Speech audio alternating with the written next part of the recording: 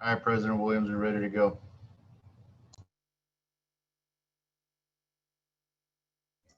Madam Clerk, I believe we're ready to go. Yes, sir. I'm right here with you.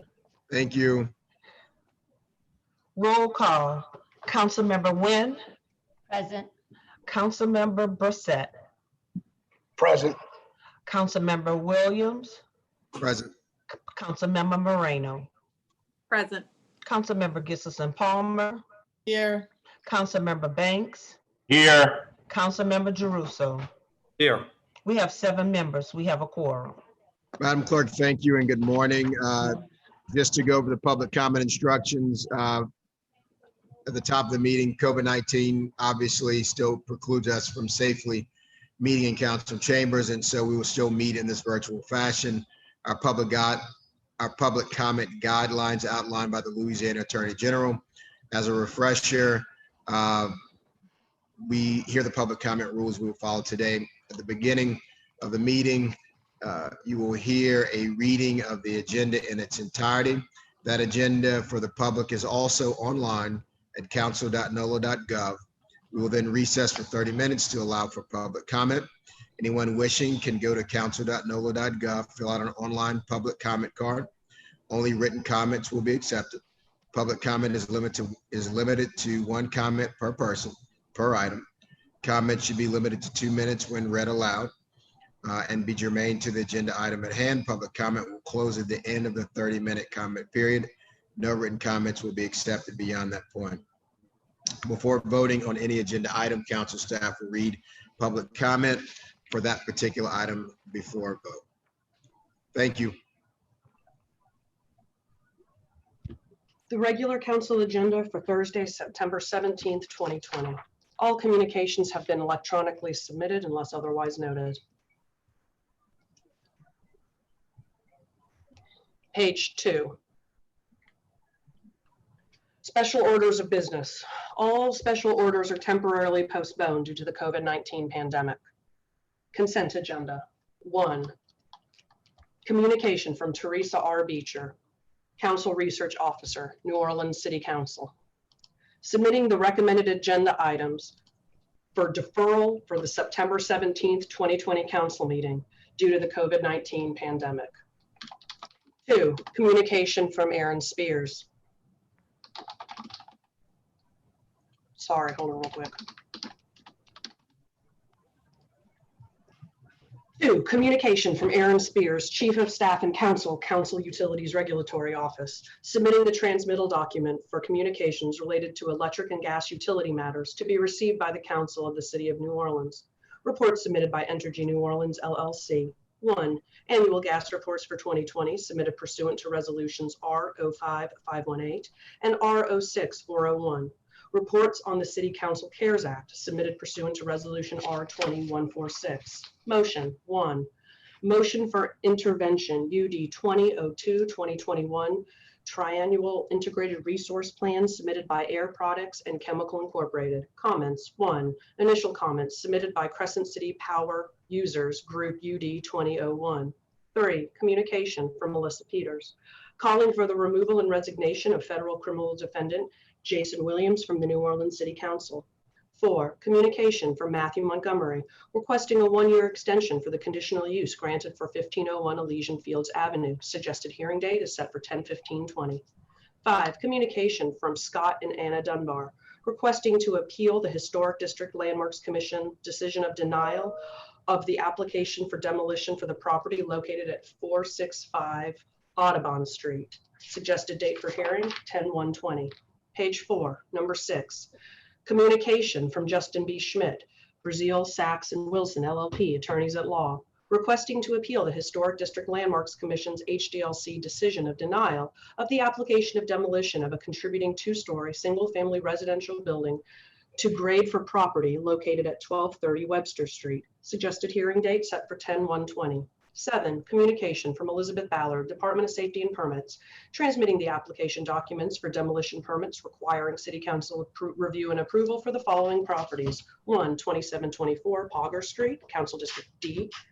2. 3031st Street, Council District B. 3. 1426 Elysian Fields Avenue, Council District C. 4, 1818 North Durban Street. Council District D, 5, 1536 St. Rose Street. Council District C, 6, 3118 2nd Street, Council District B, 7, 4930 Drexel Drive, Council District B, 8, 4539 St. Claude Avenue, Council District D. 8, report of the Executive Director of the New Orleans Historic District Landmarks Commission, Central Business District, Historic District Landmarks Commission's denial of an application to move one existing window as well as an enclosed rear porches visible from the public right-of-way for the property located at 3800 Burgundy Street. 9, report of Councilmanic District E, submitting the Mayor's Office of Economic Development's recommendation of approval of the restoration tax abatement request for RTA number 2017-0221, 817 Gordon Street, Gordon Redevelopment LLC. Suggested hearing date set for 10/1/20. 10, calendar number 33101 by Councilmember Brossette, an ordinance to establish a conditional use to permit a neighborhood commercial establishment in an HU RD2 historic urban two-family residential district on square 468, lot B or lots B1, 2, and part 26 in the 3rd Municipal District, bounded by Poland Avenue, Murray Street, Kentucky Street, and Urquhart Street, municipal address 1201 Poland Avenue, and otherwise to provide with respect thereto. Zoning docket 2620.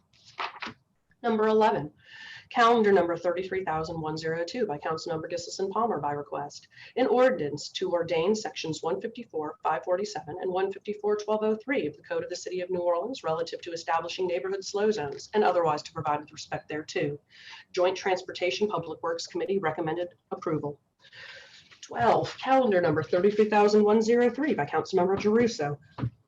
An ordinance to amend and reordain Article 19 of Ordinance number 4264 MCS, amended by Ordinance number 26413 MCS, as amended, the Comprehensive Zoning Ordinance of the City of New Orleans, to establish a new interim zoning district to be named University Area Interim Off-Street Parking Zoning District, the intent of which is to require off-street vehicular parking for any increase in the number of existing bedrooms for all properties located west of the Tulane University campus in the area bounded by the lakeside of St. Charles Avenue, downtown side of South Carrollton Avenue, riverside of South Claiborne Avenue, and both sides of Audubon Street, excluding the portion between Plum Street and Zimple Street that exists solely within Tulane's campus, and otherwise to provide with respect thereto.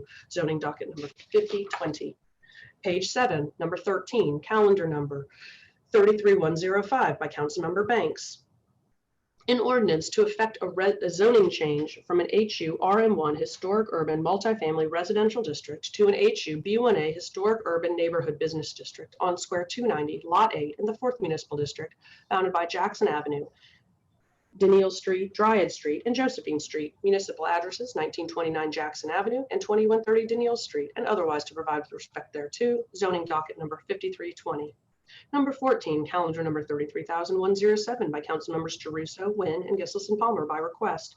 An ordinance to amend and reordain section 154-1561 of the Code of the City of New Orleans relative to clarifying truck routes and otherwise to provide with respect thereto. Joint Transportation Public Works Committee recommended approval. Page 8, number 15, calendar number 33109 by Councilmember Brossette. An ordinance to amend and reordain section 7081 through 7083 of chapter 70 of the Code of the City of New Orleans to establish protocols regarding the annual reporting for dedicated funds and otherwise to provide with respect thereto. The Budget Committee recommended approval. Page 9, the regular agenda. Land use matters. All land use matters are scheduled to commence at 11 a.m. or thereafter. All public comments on land use items are subject to City Council Rule 10.1b, whereby each land use matter is limited to a maximum public comment period of 20 minutes, with each speaker being limited to 2 minutes per item. No ceding of public speaking time is permitted. Item 1, legislative grouping. 1A, HDLC appeal of Kevin McCusker, production manager of KB Construction on behalf of James Hanna, property owner, requesting to appeal the Historic District Landmarks Commission's decision of denial for the retention of demolition for the property located at 934 Congress Street. 1B, motion number M2287 by Councilmember Gissison Palmer. A motion approving the appeal of Kevin McCusker, production manager of KB Construction on behalf of James Hanna, property owner, regarding the Historic District Landmarks Commission's decision of denial of the demolition permit for the property located at 934 Congress Street. The HDLC decision is overruled. Page 10, number 2, HDLC appeal of Heather McVeer Roos, architect, requesting to appeal the Historic District Landmark Commission's HDLC decision of denial for work to include the renovation of a two-story residential building, moving one existing window, and the enclosure of 3 porches for the property located at 3800 Burgundy. Deferral has been requested to the meeting of 10-1. Page 11, number 3, legislative grouping 3A. Zoning docket number 5520, City Council motion number M2090, requesting a text amendment to the comprehensive zoning ordinance to amend section 18.4 ENORC, Eastern New Orleans Renaissance Corridor Use Restriction Overlay District, to craft a new subpart therein, creating an exception to the requirements of Article 24 to permit the use and retention of existing non-conforming freestanding pole signs if the sign is securely built, constructed, and erected upon posts that are sunk below the natural surface in a manner that will prevent the sign from overturning, as determined by the Director of the Department of Safety and Permits. The proposed text amendment would affect the regulations applied to all existing non-conforming pole signs in the Eastern New Orleans Renaissance Corridor Use Restriction Overlay District. The recommendation of the City Planning Commission being for denial. 3B, motion lying over number M2262 by Councilmember Nguyen, a motion overruling the unfavorable recommendation of CPC and approving the text amendment as originally provided in M2090 as detailed in zoning docket 5520. A request to defer this legislative grouping to the meeting of 10-1 has been received. Page 12, item 4, zoning docket number 6520, Major Consumers LLC, requesting a conditional use to permit an established multifamily dwelling in an HU RD2 historic urban 2-family residential district on square 7, lots 15 and 16, Marlie, in the 6th municipal district bounded by Broadway Street, Forshey Street, Olive Street, and Pine Street. Municipal addresses 3318 through 3320 Broadway Street. The recommendation of the City Planning Commission being for approval, subject to 4 provisos. A deferral has been requested at the meeting of 10-1-20. Number 5, zoning docket 6620, 700 St. Joseph Lane, LLC, requesting a conditional use to permit a motor vehicle service and repair facility, minor, in an MU1 medium intensity mixed use district and an HUC historic urban corridor use restriction overlay district on square 653, lots 14A in the 1st municipal district, bounded by Dehemcourt Street, Tulane Avenue, South Lopez Street, South Salcedo Street, and Bowdoin Street. Municipal addresses 3125 Tulane or 3125 Dehemcourt Street and 518 South Lopez Street. The recommendation of the City Planning Commission being for approval, subject to 13 provisos. A deferral has been requested for this item to the meeting of 10-1. Page 13, number 6, zoning docket number 6720, Jeremiah and Rebecca Griswold, requesting a text amendment to Article 12, Section 12.3.8.1, Table 12.2 of the Comprehensive Zoning Ordinance to classify tattoo parlor as a permitted use in the HU B1A Historic Urban Neighborhood Business District. The proposed text amendment would affect regulations that are applied to all HU B1A Historic Urban Neighborhood Business Districts in the city. These districts are generally located in residential areas on corner parcels that have historically functioned as neighborhood serving commercial uses. The recommendation of the City Planning Commission being for approval. A deferral has been requested to the meeting of 10-1-20. Number 7, calendar number 32,593 by Councilmember Moreno, an ordinance to ordain Article 9 of Chapter 158 of the Code of the City of New Orleans relative to energy conservation to require owners of non-residential and multifamily buildings to measure and disclose energy efficiency performance and to provide otherwise with respect thereto. Deferral has been requested at the meeting of December 17, 2020. Page 14, number 8, calendar number 32,930 by Councilmember Williams by request, an ordinance granting a non-exclusive franchise to McLeod USA Telecommunications Services LLC to construct, maintain, and operate an above-ground and/or underground fiber optic-based communication system to provide for the furnishing of a surety bond, annual payments, and otherwise to provide with respect thereto. Deferral has been requested to the meeting of 10-1-20. Number 9, calendar number 32,982 by Councilmembers Gisselson, Palmer, and Banks, an ordinance to amend and reordain sections 146.493, 154.2, 154.1401, 154.1409, 154.1421, and 154.1423 of the Code of the City of New Orleans to distinguish bicycles and electric scooters and to provide for prohibitions and regulations relative to electric scooters and otherwise to provide with respect thereto. Deferral has been requested to the meeting of 10-1-20. Page 15, number 10, calendar number 33,005 by Councilmember Giarrusso, an ordinance to amend and reordain sections 154.1522, 154.1523, 154.1524, 154.1525, 1561 and 1562 of the Code of the City of New Orleans to provide revised size limitations for trucks traveling on the streets of the city and exceptions thereto, to modify permitting requirements for trucks exceeding size limits, to clarify designated truck routes and enforcement, and otherwise to provide with respect thereto. A request to withdraw this item has been received. Number 11, calendar number 33,008 by council members Brossett and Gissel and Palmer by request. An ordinance to amend ordinance number 28,246 MCS as amended, entitled an ordinance providing an operating budget of revenues for the city of New Orleans for the year 2020 to appropriate federal grant funds from intergovernmental transfers to the mayor's office of Homeland Security for federal emergency management agency reimbursement related costs and otherwise to provide with respect thereto.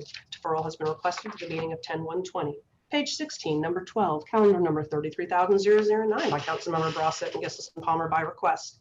An ordinance to amend ordinance number 28,247 MCS as amended, entitled an ordinance providing an operating budget of expenditures for the city of New Orleans for the year 2020 to appropriate federal grant funds from intergovernmental transfers to the mayor's office of Homeland Security for federal emergency management agency reimbursements related costs and otherwise to provide with respect thereto. Deferral requested to the meeting of 10/1/20. Page 17. Item 13, legislative grouping. 13A, calendar number 33,018 by Councilmember Williams. An ordinance to amend and reordain sections 9040 and 9041 of the Code of the City of New Orleans relative to police to mandate that NOPD provide an arrestee or their legal counsel prompt access to body-worn and in-car camera footage in connection with the accused's arrest.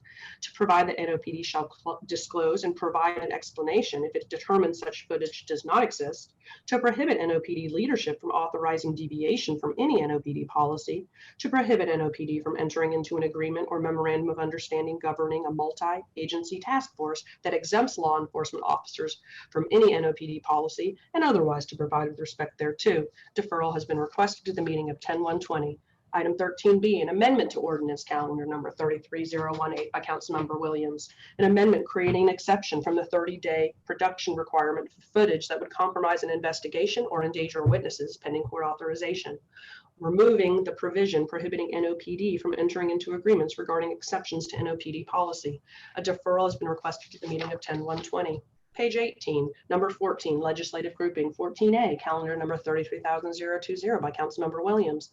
An ordinance to amend and reordain sections 5428 and 5429 of the Code of the City of New Orleans relative to summons in lieu of arrest and citation for municipal ordinance instead of state law violations, to provide that officers shall issue a summons in lieu of arrest for misdemeanor violations except under certain enumerated circumstances, to limit officer discretion to arrest an individual solely for a misdemeanor violation, to provide that summons or arrest shall be based on the equivalent municipal violation if a misdemeanor offense is punishable under municipal as well as state law, and otherwise to provide with respect thereto.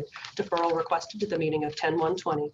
14B, amendment to ordinance number 33,020 by Councilmember Williams, clarifying that a summons in lieu of arrest is not available if an officer cannot determine a person's identity, requiring NOPD supervisor approval to arrest an individual if the individual meets the criteria for issuing a summons in lieu of arrest, adding the equivalent municipal offense of section 102(113) prohibited acts instead of utilizing Louisiana Revised Statute 40(10)23 prohibited acts, and clarifying that conduct constituting a felony cannot be legally mandated as a municipal or misdemeanor violation.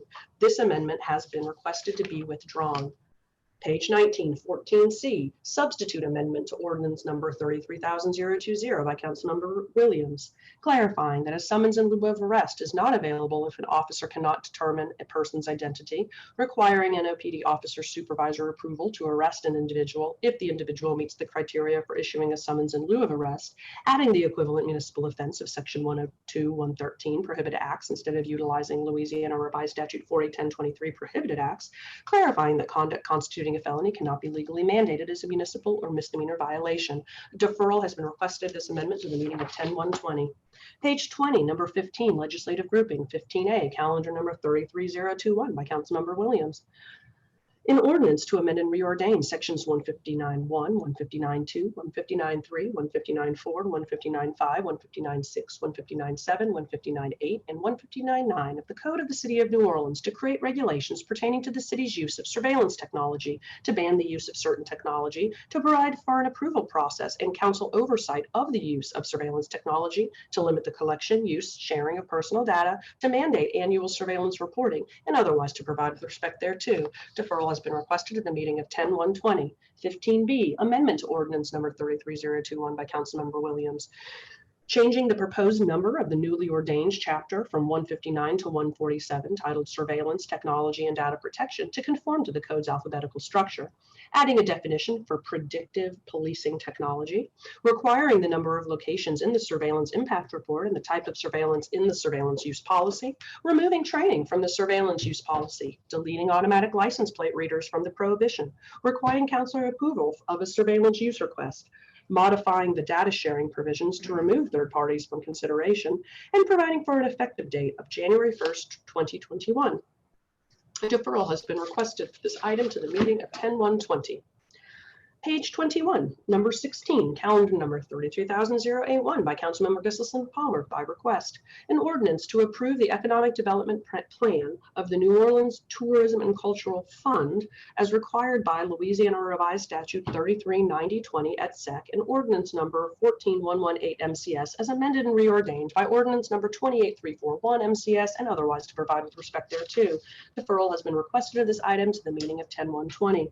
Number 17, calendar number 33088 by Councilmember Williams by request. An ordinance to grant a non-exclusive wireless franchise to Toro Blanco LLC to construct, maintain, operate, and authorize new wireless facilities on and under the public rights-of-way within the corporate limits of the City of New Orleans, with locations subject to the approval of the grantor, to provide for annual payments, the furnishing of a surety bond, and otherwise to provide with respect thereto. This item has been referred to Smart Cities Committee and deferred to the meeting of 10/1/20.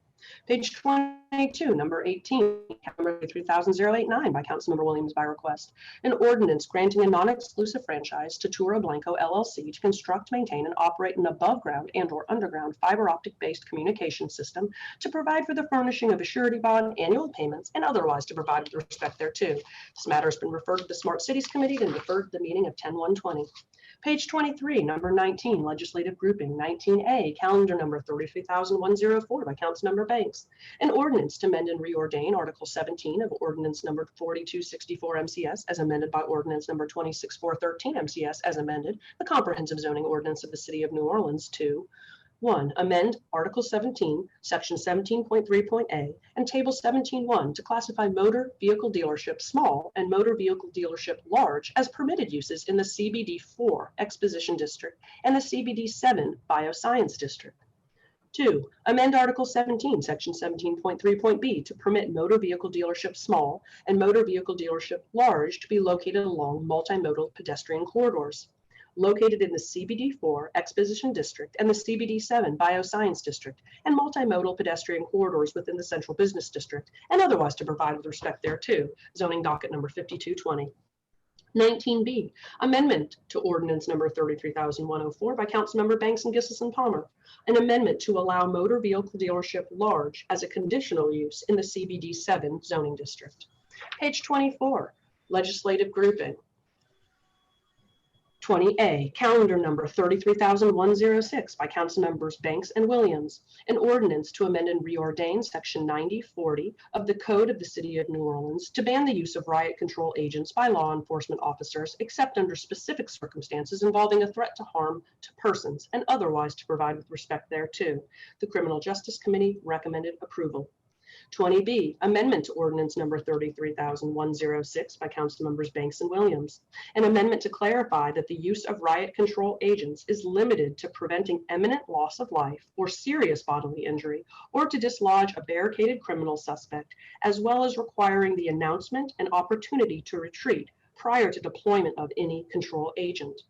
Council members, we have received an amendment to the amendment by request of the administration, which proposes to amend the amendment as follows. 1. In the first numbered amendment between the words barricaded and criminal suspect, insert the word violent. 2. In the second numbered amendment, insert the words threat of before the word imminent and the word violent before the words criminal suspect. Council members, we will need to suspend the rules to add this item to the agenda. Would move to suspend the rules. Second. Seconded by Councilmember Jeruso. Councilmember Nguyen, Aye. Councilmember Brissette, Councilmember Williams, Aye. Councilmember Moreno, Aye. Councilmember Gustafson Palmer, Councilmember Banks, Here, yes. Councilmember Jeruso. Yay. We have 5 yeas, no nays, and the rules are suspended. This item, this legislative grouping for the public will follow item 24, which is set for 12:30, including the newly added amendment to the amendment. Page 25, number 21.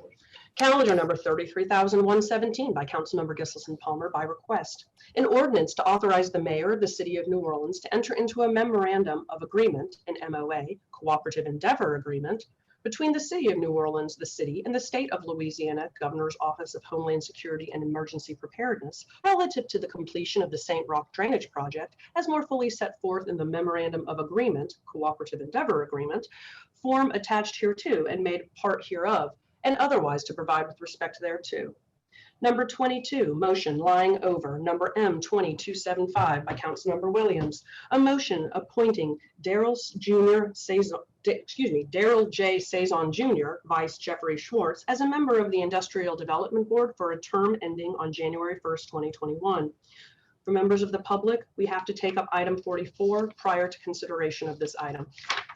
Page 26, number 23, resolution number R2285 by Councilmembers Williams, Moreno, Jeruso, Banks, Gisselson Palmer, Brossette, and Nguyen, approving the following City Council Harris Community Support Grant programs from grant funds subject to organizations' eligibility. At-large Division 1, Councilmember Moreno. Sexual Trauma Awareness and Response, $5,000. La Sanctuary Incorporated, $1,000. Hotel Hope, $1,142. Concerned Citizens for a Better Algiers Incorporated, $5,000. Souls Light Foundation, $2,500, excuse me. Second Harvest Food Bank of Greater New Orleans and Acadiana, $15,000. Our Voice Nuestra Voz, $2,500 for a total of $32,142. At-large Division 2, Councilmember Williams. The Promise of Justice Initiative, $1,000.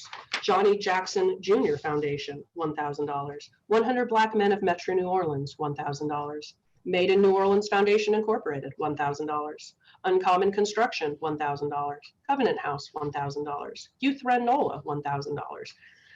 Louisiana Center for Children's Rights, $1,000. French Quarter Festivals Incorporated, $1,000. Louis Armstrong Family Services, $2,000. Saul's Light Foundation, $1,000. Ellis Marsalis Center for Music, $1,000. Grow Dad Youth Farm, $1,000. Dancing Grounds, $1,000. Our Voice Nuestra Voz, $1,000. Son of a Saint, $1,000. Treme Artist Collection, $1,000. Collective, excuse me. New Orleans Mission, $1,000. Preservation Alliance of New Orleans, $1,000. Algiers Economic Development Foundation Incorporated, $1,000. House of Faith Non-Denomination Ministries, $1,000. Sexual Trauma Awareness and Response, $1,000. St. Anne's Episcopal Church, $1,000. College Track, $1,000. Metro Bicycle Coalition of New Orleans, $1,000. Friends of Bayou St. John, $1,000. Page 27, Green Light of New Orleans, $1,000. Eden House, $1,000. Lower Ninth Ward Homeowners Association, $1,000. Lower9.org, $1,000. NOLA Tree Project, $1,000, for a total of $32,000. District A, Councilmember Jeruso, NOLA Tree Project, $2,000. National Performance Network, $1,000. Friends of Bayou St. John, $500. Green Light New Orleans, $2,000. Longview House and Gardens, $2,000. Lighthouse for the Blind, Lighthouse Louisiana, $2,000. Lake Pontchartrain Basin Foundation, $2,000. BYO Bikes, $2,000. Marketumbrella.org, $1,000. Volunteers of America, Southeast Louisiana Incorporated, $2,000. American Friends Service Committee, $2,500. Grodat Youth Farm, $1,000. Advocacy Center, DRLA Fair, $2,000. Son of a Saint, $2,000. Sustaining Our Urban Landscape, $1,000. Le Sanctuary Incorporated, $1,000. City Year Incorporated, $1,000. United Negro College Fund Incorporated, $1,000. Second Harvest Food Bank of Greater New Orleans and Acadiana, $2,000. New Orleans Recreational Development Foundation, $2,000. Total, $32,000. District B, Councilmember Banks. Clay Center of New Orleans, $1,000. Community Visions Unlimited, New Orleans Street Gallery Number 2, $1,500. Eden House, $1,000. Inari United Nonprofit Incorporated, $500. Father Flanagan's Boys Home, DBA, Boys Town, Louisiana, $2,500.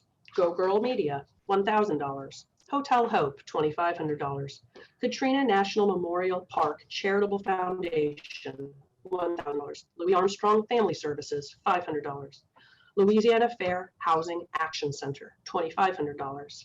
Made in New Orleans Foundation Incorporated, $1,000. On page 28. Metro Bicycle Coalition of New Orleans, $1,000. New Orleans Mission Incorporated, $1,000. New Orleans Musicians Clinic and Assistance Foundation Cultural Aid NOLA Project, $1,000. Preservation Alliance of New Orleans Incorporated, DBA Preservation Resource Center of New Orleans, $1,000. Radio for the Blind and Print Handicapped Incorporated, $1,000. St. Thomas Community Healthcare Incorporated, $1,000. Second Harvest Food Bank of Greater New Orleans and Acadiana, $2,500. Sexual Trauma Awareness and Response, $2,500. Sustaining Our Urban Landscape, $2,500. The Ella Project, $1,000. The Fellowship Corporation, $1,000. The NOLA Project Incorporated, $1,000. Trinity Episcopal Church, $500. Total, $32,000. District C, Councilmember Gissison Palmer.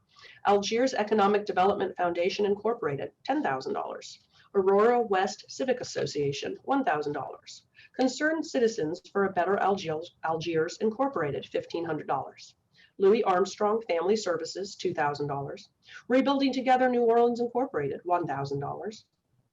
Sustaining Our Urban Landscape, $2,000.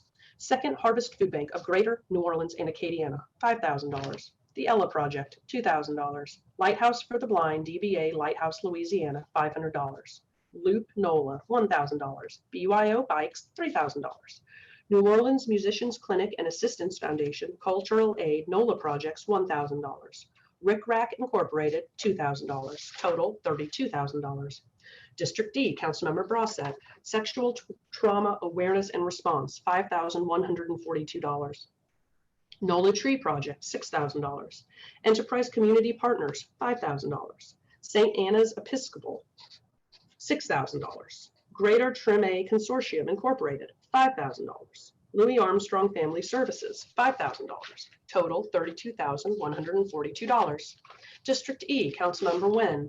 NOLA Tree Project, $1,000. Sexual Trauma Awareness and Response, $1,000.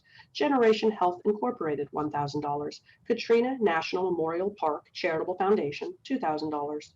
Urban Conservancy, $2,500. Le Sanctuary Incorporated, $1,000. City Year Incorporated, $1,000. Green Light New Orleans, $2,500. United Negro College Fund Incorporated, $1,000. Holy Cross Neighborhood Association, $2,000. Binola Incorporated, $1,500. Covenant House, $1,000. Go Girl Media, $1,000. Community Legion of Southeast Louisiana Incorporated, $1,000. Louis Armstrong Family Services, $2,000. Because I Can Foundation Incorporated, $2,500. Lower9.org, $2,000. New Orleans Recreation Development Foundation, $2,000. Second Harvest Food Bank of Greater New Orleans and Acadiana, $2,000. Lower Ninth Ward Home Ownership Association, $2,000. Total, $32,000. Page 30, item 24, resolution number R2286 by council members Moreno, Williams, Banks, Gissison, Palmer, and Nguyen. A resolution calling on the City of New Orleans Law Department and the City and the New Orleans Police Department to create guidelines within 60 days of adoption of this resolution to prevent the use of no-knock search warrants, regulating the execution of search warrants in instances where deemed to be necessary, and providing for complaints and discipline procedures as necessary within the existing NOPD policy manual, Chapter 26.2.1, Disciplinary Matrix / Penalty Schedule. A request to hear this item at 12:30 has been made. Item 25, motion number M2288 by Councilmember Williams. A motion suspending Rule 1 of the Rules and Regulations of the City Council and establishing the regular council meeting schedule for the year 2021. Number 26, motion number M2289 by Councilmember Banks by request. A motion approving the mayor's appointment of Tamara Agins, Vice Mary Malone as a member of the Board of Zoning Adjustments for a term ending June 30th, 2025. Number 27, page 31, excuse me, number 27, motion number M2290 by Councilmember Brossette by request. A motion approving the mayor's appointment of Matthew Rufo, Vice Deborah Harkins, as a member of the Board of Zoning Adjustments for a term ending June 30th, 2025. A request to defer this item to 10:1 has been received. Number 28, motion number M2291 by Councilmember Banks by request. A motion approving the mayor's appointment of David D. Ellis, Vice Dottie Boletto, as a member of the Ernest N. Morial New Orleans Exhibition Hall Authority for a term ending July 16th, 2024. Number 29, motion number M2292 by Councilmember Brossette by request. A motion approving the mayor's appointment of Colleen Hawley Kalia, Vice James Brown, the nominee of the University of New Orleans, as a member of the New Orleans Ethics Review Board for a term ending on June 30th, 2026. Request to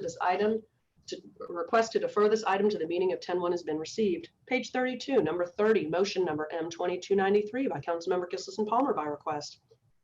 A motion approving the mayor's appointment of Tyrone Glenn Jefferson Jr., Vice Joe M. Ricks Jr., as a member of the New Orleans Ethics Review Board for a term ending on June 30th, 2027.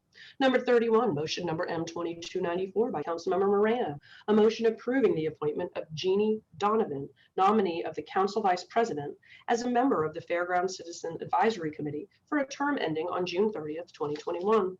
Number 32, motion number M2295 by Councilmember Gissison Palmer. A motion approving the appointment of Megan Kiefer, nominee of the District C Council member, as a member of the Fairground Citizen Advisory Committee for a term ending on June 30th, 2021. Page 33, number 33, motion number M2296 by Councilmember Brossette. A motion approving the appointment of Lionel DeSundes, Sr., nominee of the Council member for District D, as a member of the Jerome Big Duck Smith Justice System Advisory Committee for a term ending on July 30th, 2021. A deferral has been requested for this item to the meeting of 10:1. Number 34, motion number M2297 by Councilmember Williams. A motion approving the appointment of Mary Moran, nominee of the City Council President, as a member of the Jerome Big Duck Smith Justice System Advisory Committee for a term ending on July 31st, 2021.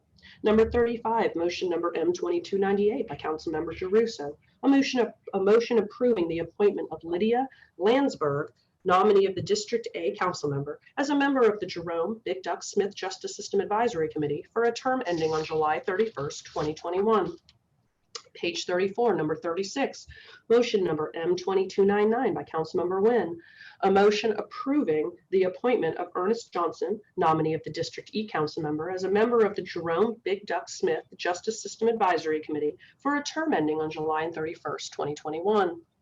Number 37, motion number M2300 by Councilmember Gissison Palmer by request. A motion approving the mayor's appointment of Anna Wynn, Vice Mary Moran, as a member of the New Orleans Public Library for a term ending on June 30th, 2029. Number 38, motion number M2301 by Councilmember Giarrusso by request. A motion approving the mayor's appointment of Sophia Harris Vorhoff, Vice Ronald Carrere Jr., as a member of the Regional Planning Commission for a term ending on June 30th, 2025. Page 35, number 39, motion number M2302 by Councilmember Giarrusso by request.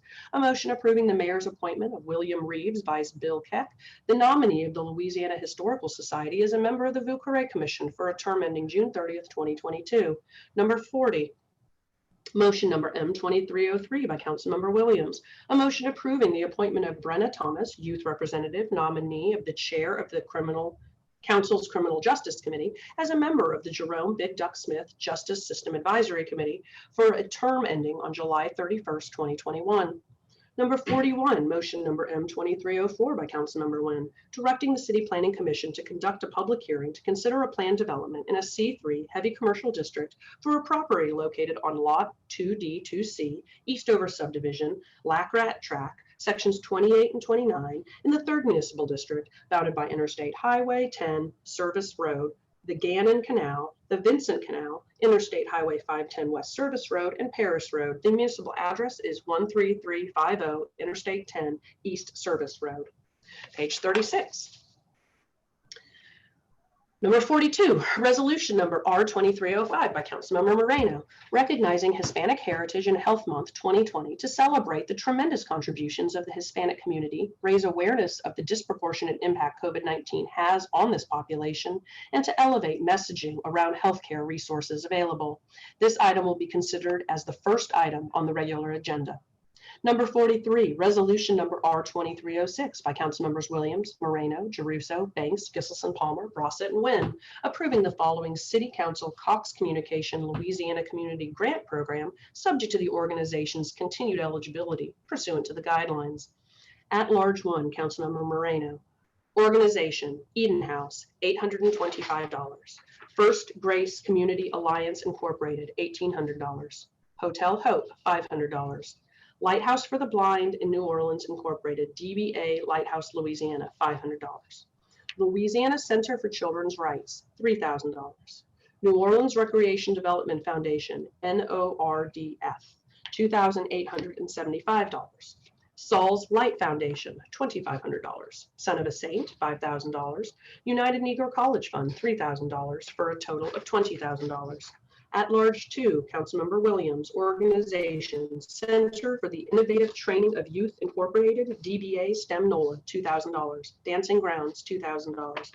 Ellis Marsalis Center for Music Incorporated, $2,000. Grodat Youth Farm, $1,000.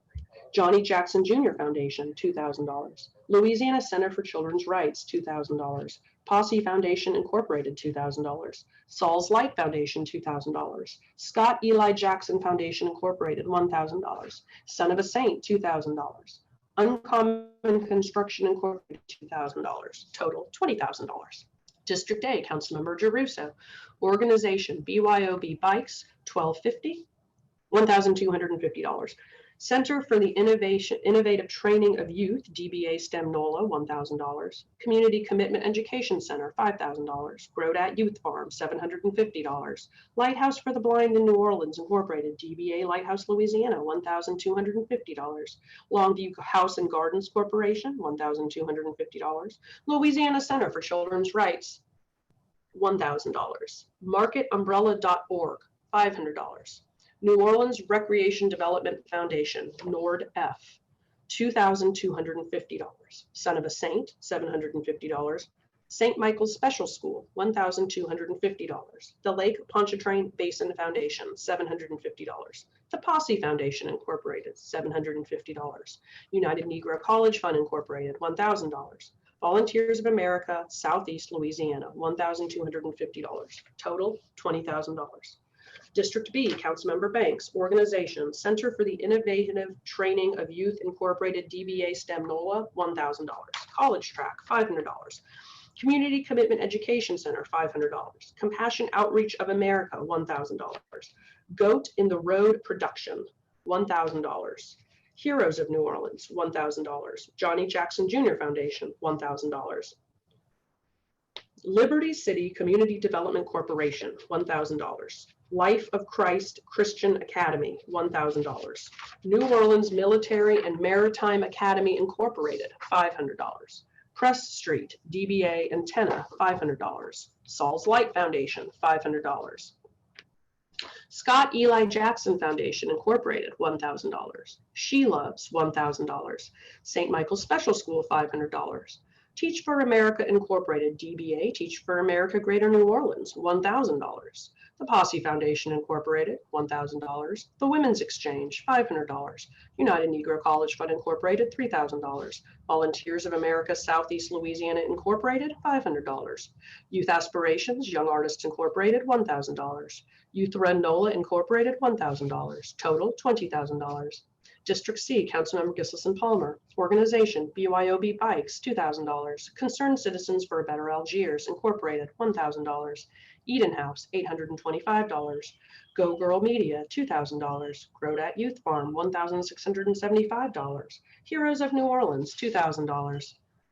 Hotel Hope, $500. New Orleans Military and Maritime Academy, Incorporated, $2,000. Point Productions, LLC, $2,000. Press Street, DBA Antenna, $2,000. She Loves, $1,000. St. Anna's Episcopal Church in New Orleans, $1,000. United Negro College Fund, Incorporated, $2,000. Total, $20,000. District D, Councilmember Brossett. Organization, Compassion Outreach of America, $5,000. Educare New Orleans, $5,000. Johnny Jackson Jr. Foundation, $5,000. The Posse Foundation Incorporated, $5,000. Total, $20,000. Page 39, Council District E, Councilmember Nguyen. Organization, Because I Can Foundation Incorporated, $1,500. Community Legion of Southeast Louisiana Incorporated, $1,500. House of Faith, Non-Denominational Ministries, $2,000. Johnny Jackson Jr. Foundation, $1,000. Lighthouse for the Blind in New Orleans Incorporated, DBA Lighthouse, Louisiana, $2,000. Louisiana Center for Children's Rights, $3,000. New Orleans Recreation Development Foundation, NORDF, $2,000. Reaching for the Stars Foundation, $2,000. The Lake Pontchartrain Basin Foundation, $2,000. United Negro College Fund Incorporated, $1,500. Youth Run NOLA Incorporated, $1,500. Total, $2,000. Number 44, motion number M2307 by Councilmember Gissison Palmer. A motion suspending City Council Rule 15 due to the cancellation of the City Council's Governmental Affairs GA Committee because of Hurricane Sally. This item will be considered prior to items 22 and 26 through 40 on the regular agenda. Council members, we also have a request by Councilmember Williams to add Resolution R2308 under suspension, which provides as follows. Resolution R2308 by Councilmembers Williams and Gissison Palmer. Whereas a new Phase 3 jail facility will cost an estimated $51 million to build, plus over $8 million per year to operate. And whereas the COVID-19 global pandemic has had a devastating impact on the finances of the city and thousands of its residents. And whereas, specifically, the city relies heavily on the taxes and economic activity associated with tourism, conventions, and special events to provide essential services to its residents, but the COVID-19 global pandemic has severely disrupted these lifelines, forcing large event cancellations that continue to this day. Whereas news reports estimate these disruptions will have a $1.2 billion impact on the city, and whereas, given the enduring nature of this crisis, the city will have to make exceedingly difficult decisions about the services it can provide to its residents in the foreseeable future. Desk chair is ready. And whereas the average daily inmate population has dropped substantially from 2,645 in late 2012 to 1,160 in 2019, an astounding 56% decrease, with this daily count tipping as low as 776 in 2020. And whereas the council has consistently attempted through legislative and administrative processes to limit the jail structure to further the city's goals of safely reducing the jail population in an equitable and fiscally responsible manner. And whereas the city has met and continues to meet its financial obligations under the consent decree, as evidenced by the city's financial contribution to jail operations that has increased 173% from about $22 million in 2012 to an estimated $59 million by the end of this year. And whereas, when all the funding is accounted for, Orleans, and whereas increased staff training, vastly upgraded facilities, as well as improved medical and mental health services through a provider experienced in treating inmate populations have substantially improved the conditions for those incarcerated at the OJC, and whereas the city recognizes a dire local need for solutions to more appropriately treat those living with serious mental illness outside of jail settings, thereby reducing the undue burden this population places on our current justice system. However, a new Phase 3 facility would substantially hamper this worthy pursuit. And whereas the previous council's May 18, 2017 vote to instruct the City Planning Commission, CPC, to consider a conditional use to build Phase 3 was not a final action, as CPC was never provided plans and consequently could not perform the work.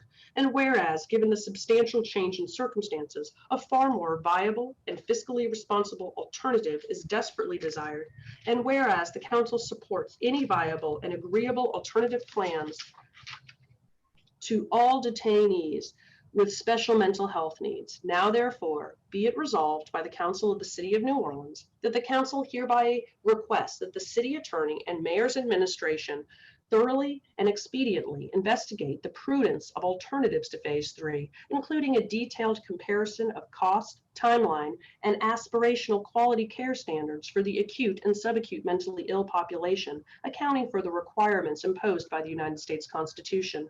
And be it further resolved that the council specifically requests that the city attorney and mayor's administration make all reasonable and appropriate efforts in furtherance of any prudent alternative, including but not limited to the possibility of the option 3 retrofit plans in the July 23rd, 2020 JFA report as presented to the council's Criminal Justice Committee by national expert Dr. James Austin on September 10th, 2020. And be it further resolved that the clerk of council shall submit copies of this resolution to the city attorney Sonny LaBeouf and Mayor Latoya Cantrell upon its approval. Council members, we need to suspend the rules to add this item to the agenda. I'd move to suspend the rules. Is there a second? Second. Second. Thank you, Madam Clerk. Councilmember Wynn, Yay. Councilmember Brissette, Aye. Councilmember Williams, Yay. Councilmember Moreno, Councilmember Gissison Palmer, Aye. Councilmember Banks, Aye. Councilmember Jeruso. Yay. We have 6 yeas, no nays, and the resolution is added to the agenda.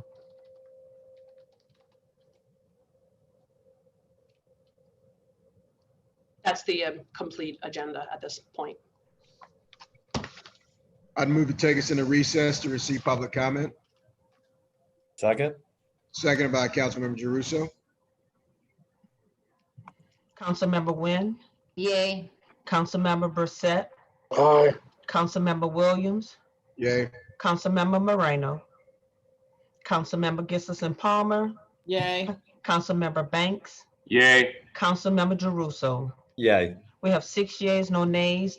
The meeting is now in recess. Thank you, Madam Clerk.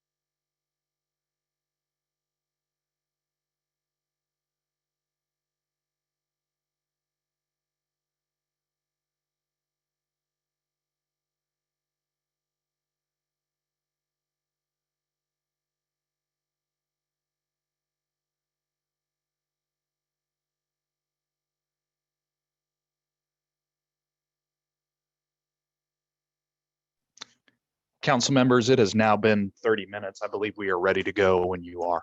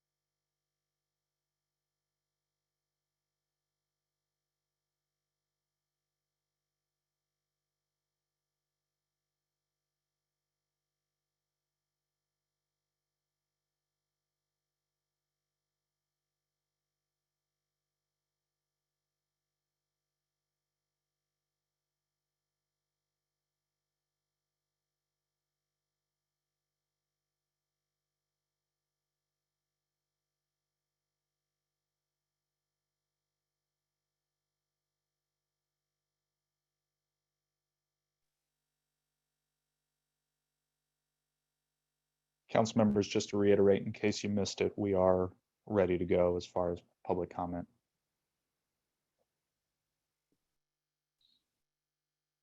Thanks so much, Adam. I'm here, Adam.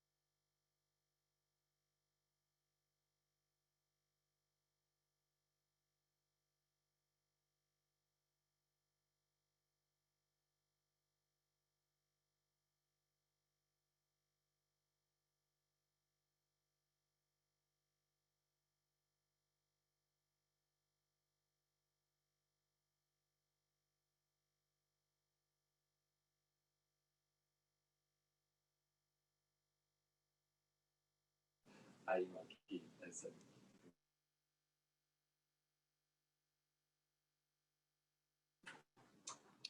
right, Madam Clerk, the Council President's Office has asked me to go ahead and restart the meeting, and I believe my item on personal privilege is going to be up first when we come back anyway. So you can call us back into order, Madam Clerk, with a roll call. Okay, roll call. Councilmember Williams. Councilmember Moreno. Here. Councilmember Jeruso. Here. Councilmember Banks. Here. Councilmember Palmer. Here. Councilmember Brissette. Aye. Here. Councilmember Wynn. Here. We have 6 members. We have a quorum. Thank you, ma'am. I believe on the agenda, we're going to do a quick point of personal privilege that we let your staffs know, and it's about Hispanic Heritage Month. And it's actually my personal privilege. So if you all will indulge me, we also have a resolution, which I believe will have a technical amendment, but I'll take that up in a second. So I wanted to start today's council meeting by recognizing Hispanic Heritage Month, which runs from September 15th to October 15th each year to commemorate the independence of Latin American countries. But I also wanted to explain that here in New Orleans, we're going to take the opportunity to use this month to not only promote Hispanic heritage, but to also promote Hispanic health. Back in April, my office was alerted by healthcare providers that testing sites were seeing higher rates of infection among Hispanic individuals with COVID-19. It was at that time that I reached out to key leaders in the community to launch the COVID-19 Hispanic Outreach Task Force to immediately implement strategies to ensure testing to where it needed to be, and also that resources were in the hands of this community. And now we know that the higher rates of infection among Hispanics are not just here in New Orleans, but they're actually across the country. COVID-19 has had a devastating impact on the Hispanic community. It is clear that the Hispanic community faces many challenges, including access to healthcare, disproportionate representation in frontline and essential work settings, jobs that do not provide sick or paid leave, and multi-generational housing. The impacts of COVID-19 do not stop at infection or the spread of the virus. lost wages due to illness, increased stress, and strain on social connectiveness are further harming this population. Densely populated housing impacts the ability to social distance as well. Underlying health conditions and lower access to care also put this community in jeopardy. In fact, compared to white individuals, Hispanics are 3 times as likely to be uninsured. To complicate matters further, long-standing distrust in the healthcare system, language barriers, and financial implications associated with missing work to receive care compound underlying health conditions. Finally, many are increasingly afraid to seek any public services, including medical care, because they fear doing so could lead to deportation or prevent them from receiving permanent residency in the future.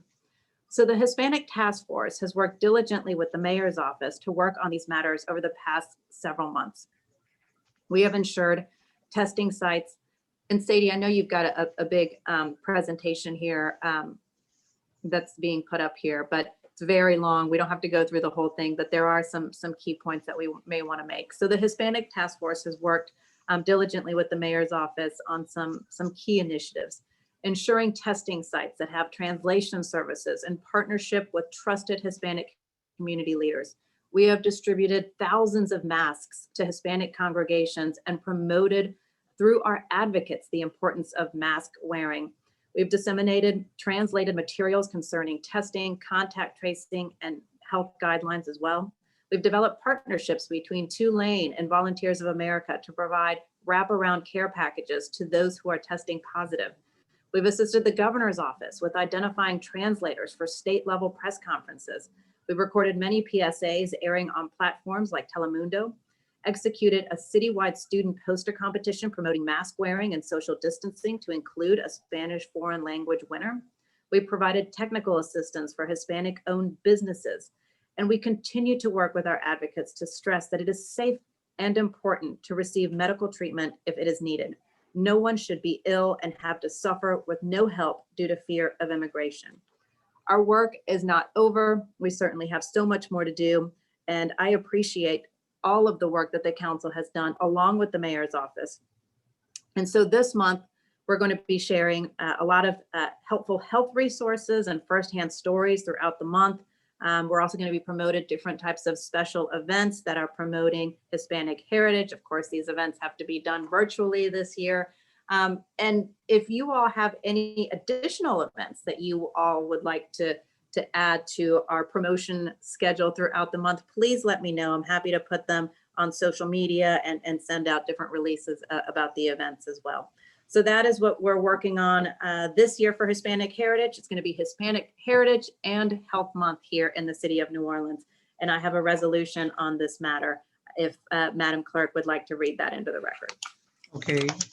Resolution R 2305 by Councilmember Moreno, recognizing Hispanic Heritage and Health Month 2020 to celebrate the tremendous contributions of the Hispanic community, raise awareness of the disproportionate impact COVID-19 has had on this population, and to alleviate messaging around healthcare resources available. Thank you, Madam Clerk. There's a quick technical amendment on the second whereas. The actual date says 1998. It's meant to be 1988. So that technical amendment will be made. Okay. Do I need to actually adopt this amendment, Adam? That technical amendment? No, I believe the law department can take care of that.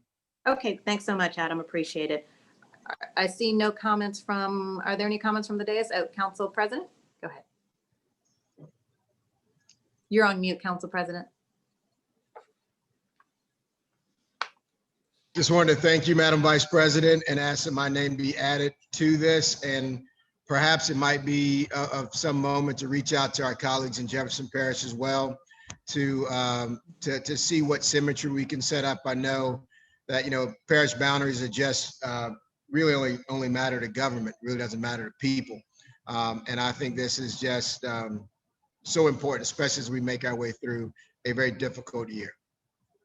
That's a great idea. And of course, with the Hispanic Task Force that we created, we have folks from Jefferson Parish government who are also part of our task force. So that makes a lot of sense. We'll send them this resolution and hopefully that they can do something similar as well. Councilmember Palmer? Yes, thank you so much for your work on this. It's it's very much needed and delayed. So it's great that we're doing this. I'd also would like to add my name if possible. And if there's something that we can be passing out to in all the food pantries that are still going on throughout the city, we're seeing in Algiers an increased need amongst the Hispanic population coming through every week. And it would be great if we could hand out some of this information that y'all put together to them. And I agree with Councilmember Williams. I think that there's a large, and on the West Bank, there is no parish line, right? And so it would be really important to facilitate that. So thank you. No, that's great. And Councilmember Palmer, I'm going to get Ana Maria with Youth and Families to be connected with your office, because they have a lot of the printed Spanish resources that we can put into these food pantry boxes. So that would be great. Great idea. Anyone else? Okay, seeing none. I will make, if there's no public comment, I will make a motion to adopt. Can I get a second? Second. Seconded by Councilmember Williams. Madam Clerk, you can call the roll. Councilmember Williams, Aye. Councilmember Moreno, Aye. Councilmember Jeruso, Yay. Councilmember Banks, Yay. Councilmember Palmer, Yay. Councilmember Brissette. Brissette? Aye, yes. Okay, Councilmember Wynn. Yay. We have 7 votes. The Thank you. resolution passes.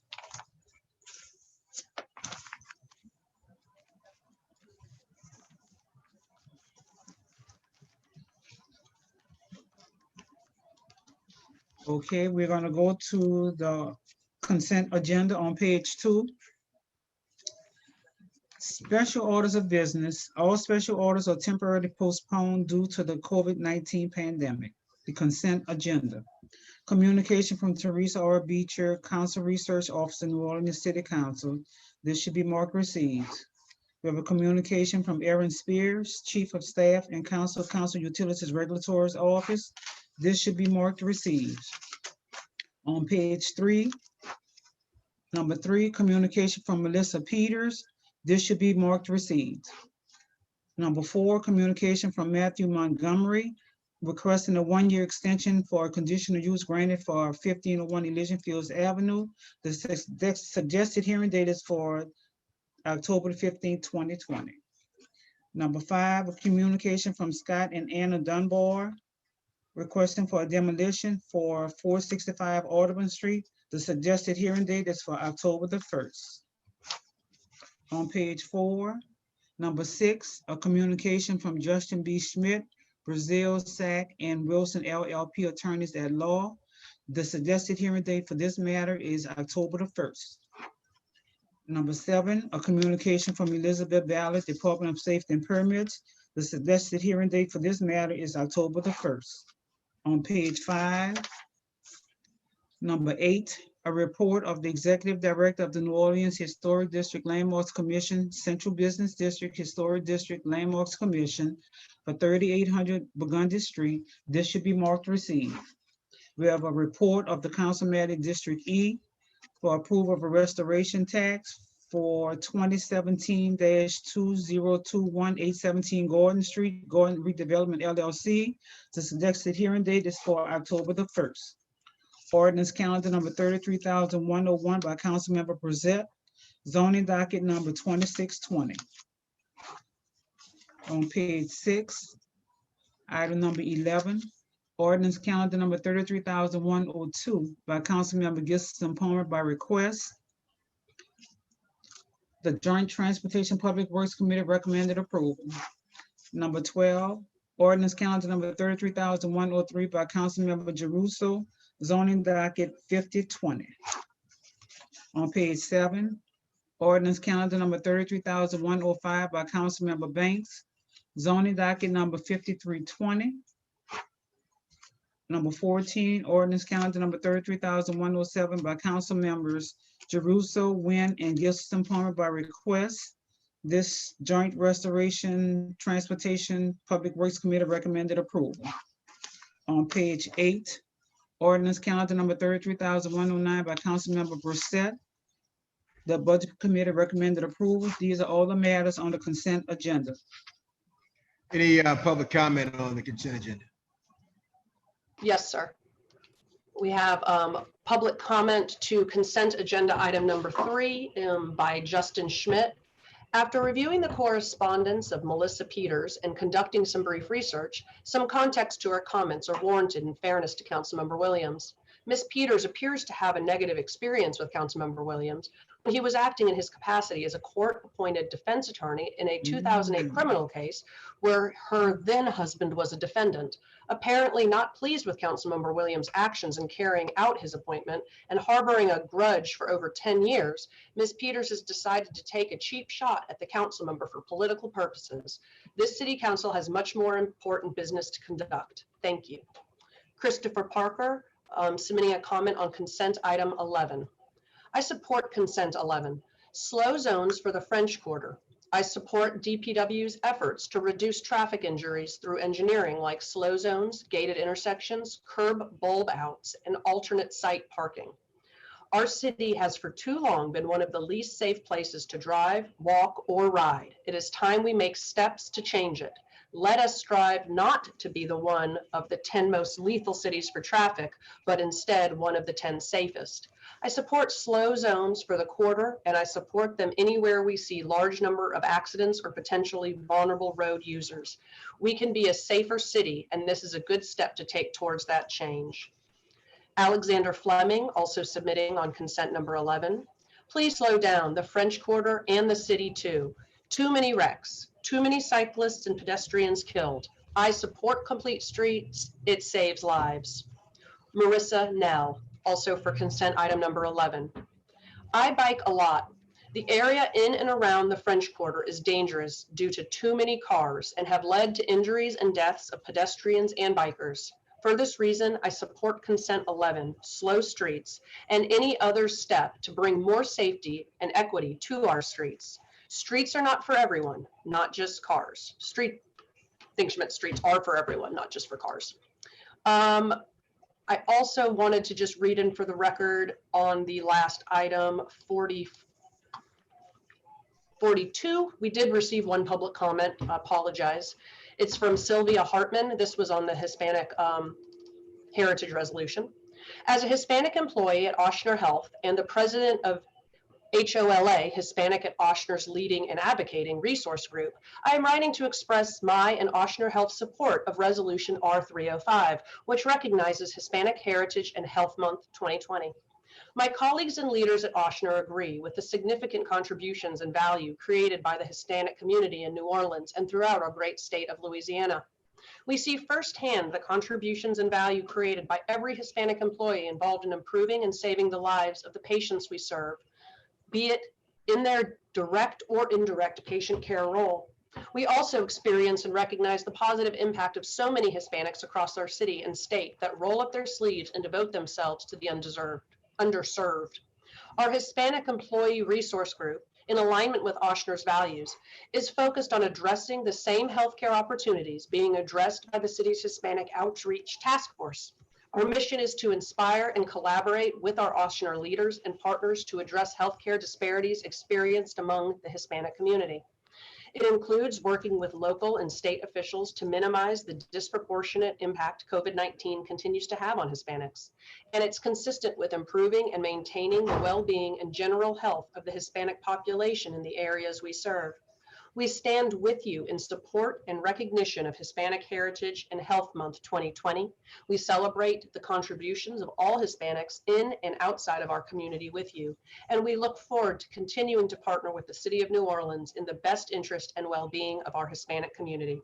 Those were the only comments on that resolution and the consent agenda. Thank you, Teresa. I would move to adopt. Second. Seconded by Councilmember Palmer.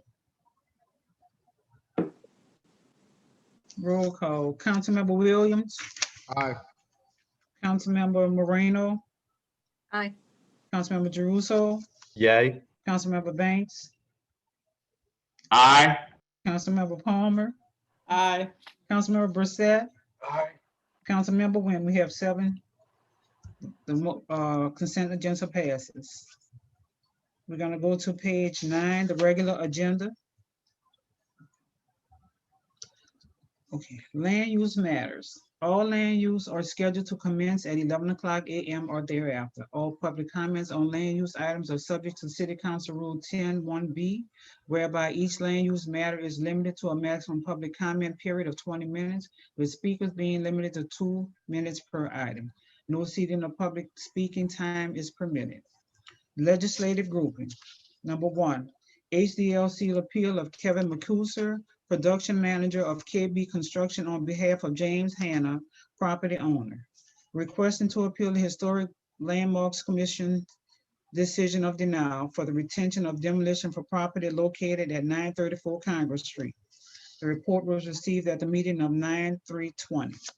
Motion M2287 by Councilmember Gilson Palmer, a motion approving the appeal of Kevin McCuser, production manager of KB Construction on behalf of James Hanna, property owner, regarding the Historic District Landmarks Commission decision of denial of the demolition permit for the property located at 934 Congress Street.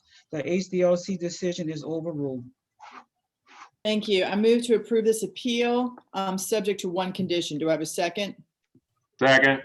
Second by Councilmember Banks. Mr. Perkins. Thank you.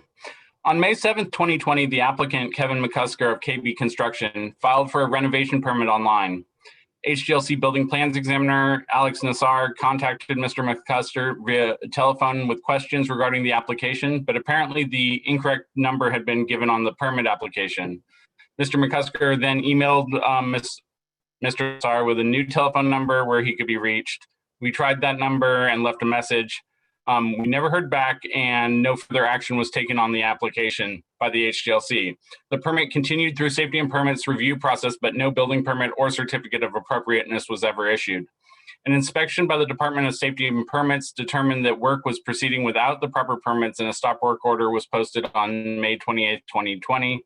Mr. McCusker then applied for retention and completion of the work completed without a certificate of appropriateness, which was essentially the reconstruction of everything but the facade and roof of the building. The matter came before the HDLC at their meeting of August 5th, 2020. At that time, the commission reviewed photos, the case history, and testimony of Mr. McCusker. While restructuring is allowed under the current definition, the HGLC design guidelines stipulate that structures be carefully, selectively repaired as needed, not completely restructured with new material.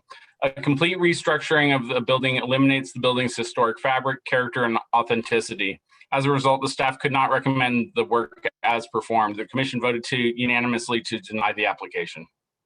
All right, thank you so much. So as we just heard, the issue with this property is that the applicant filed for a renovation permit. Then before the building permit or the COA were processed, he proceeded to reconstruct all but the building's facade and roof. This removed the HDLC's opportunity to ensure that the preservation of the building's historic material, including the front door and the window. We cannot say what HDLC may have decided if they were given the adequate chance to review the application. In this case, I'm willing to allow for retention of the work done subject to the following conditions. And y'all, just if we don't, there's no way to bring back what was there. So we don't, if we vote to uphold what HDLC does, we'd be getting to this weird circular thing where the property just sits there with no work done. I am working with Mr. Perkins and HDLC to try to refine our demolition guidelines and how we can move forward with this in a better manner. So my conditions are that the applicant must restore the front door and window in accordance with HDLC specifications so that the primary facade is true to the building's historic character. In addition to that, I'm asking that the side openings on the walls that were reconstructed are also the same size and scale as the historic buildings. Elliot, is that possible? Yes, that's fine. Okay, so I just want to make sure this is a new one that I'm adding after I looked, further the things. I just want to make sure if he has to redo the openings, he's going to have to redo the openings. That's not a big deal because the windows are not put in correctly yet. Is that correct? That's correct. Okay. All right. Are there any public comments on this item? No, ma'am. Okay, great. All right. With that, Let's move to a vote. Councilmember Williams, Aye. Councilmember Moreno, Aye. Councilmember Jeruso, Yay. Councilmember Banks, Aye. Councilmember Palmer, Aye. Councilmember Brissette, Aye. Councilmember Wynn. Yay. The vote is 7-0, that motion passes. On page 10, the HDLC appeal of Heather McVear for location at 3800 Burgundy Street has been deferred to October the 1st. On page 11, zoning docket number 5520 has been deferred to October the 1st. Motion M2262 has been deferred to October the 1st. On page 12, zoning docket number 6520 has been deferred to October the 1st. Zoning docket 6620 has been deferred to October the 1st. On page 13, zoning docket number 6720 has been deferred to October the 1st. Ordinance calendar number 32,593 by Councilmember Moreno has been deferred to December 17th. On page 14, all matters, ordinance calendar number 32,930 by Councilmember Williams has been deferred to October the 1st. Ordinance calendar number 32,982 by Council members Gilson, Palmer, and Banks has been deferred to October the 1st. On page 15, ordinance calendar number 33,005 by Councilmember Jeruso has been withdrawn. Madam Clerk, can I just say something really quickly? So members, please remember that we are withdrawing this item, but we voted on the amended truck routes ordinance that was added to the consent agenda. And so I just wanted to A, thank the administration for their work on that, and B, all the stakeholders who did it. And C, for people who are saying, oh no, truck routes hasn't been voted on, it's just getting removed from the regular agenda, and we took care of it in committee and on the consent. Thank you, Madam Clerk. Okay. On page 15, item number 11, 33,008 by Councilmembers Brissette and Gilson Palmer has been deferred to October the 1st. On page 16, item number 12, ordinance calendar number 33,009 by Councilmembers Brissette and Gilson Palmer by request has been deferred to October the 1st. On page 17, ordinance calendar number 33,018 by Councilmember Williams has been deferred to October the 1st. Amendment to ordinance calendar number 3318 has been deferred to October the 1st. On page 18, ordinance calendar number 33,020 by Councilmember Williams has been deferred to October the 1st. The amendment to that ordinance has been withdrawn. On page 19, the substitute amendment to that ordinance has also been deferred. Teresa? Teresa? I'm sorry, Madam Clerk, I'm collating comments. What was that? On page 19, that's been deferred as well. That's fine. Yes, ma'am. The Thank you, substitute Rita. amendment is deferred. Okay, thank you. On page 20, legislative grouping, ordinance calendar number 33,021 by Councilmember Williams has been deferred to October the 1st. Amendment to ordinance calendar number 33,021 by Councilmember Williams has been deferred to October the 1st. On page 21, all matters, ordinance calendar number 33,081 by Councilmember Gilson Palmer by request has been deferred to October the 1st. Ordinance calendar number 33,088 by Councilmember Williams by request has been deferred to October the 1st and referred to the Smart Cities Committee. On page 22, ordinance calendar number 33,089 by Councilmember Williams by request has been deferred to October the 1st and referred to the Small Cities Committee. On page 23, legislative grouping, ordinance calendar number 33,104 by Councilmember Banks. An ordinance to amend, reordain Article 17 of Article number 4264 MCS amended by ordinance number 26,413 MCS as amended.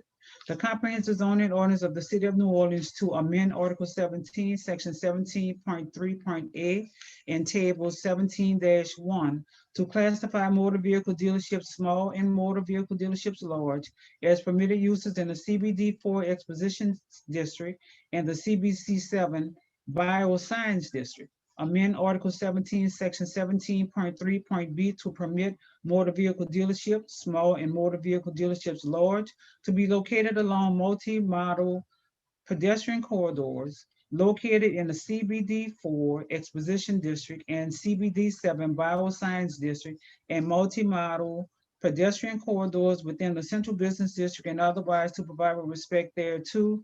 Zoning docket number 5220.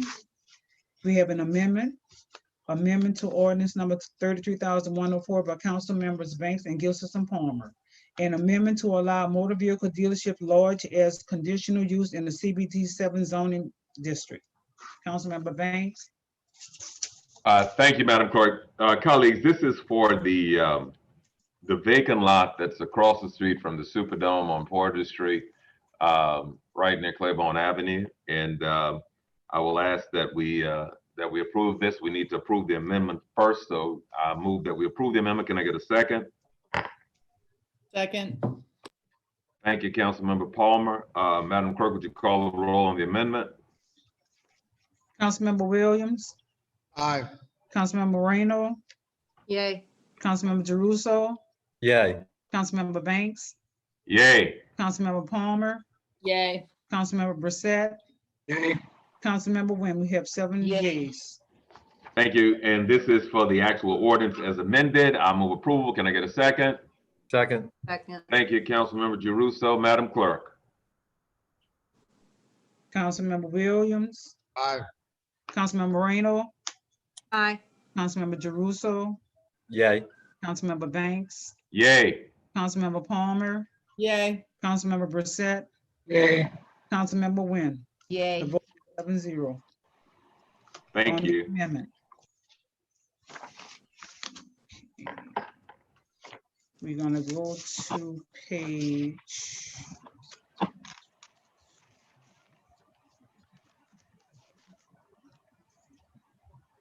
So we're gonna go to page 24. Okay, there's a matter that's coming up at 12:30 and it's 12:23 right now. So do we want to do this before we go to the other matters?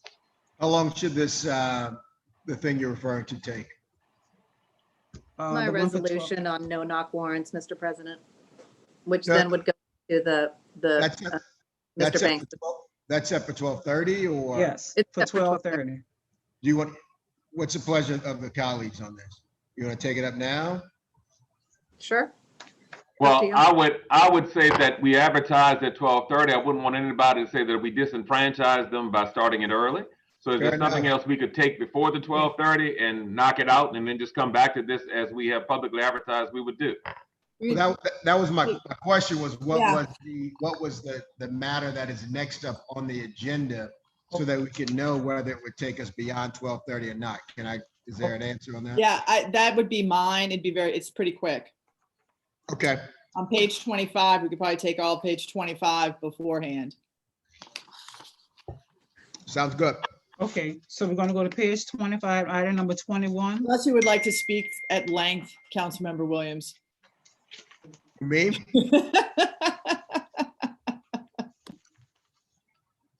Not at all. Not at all.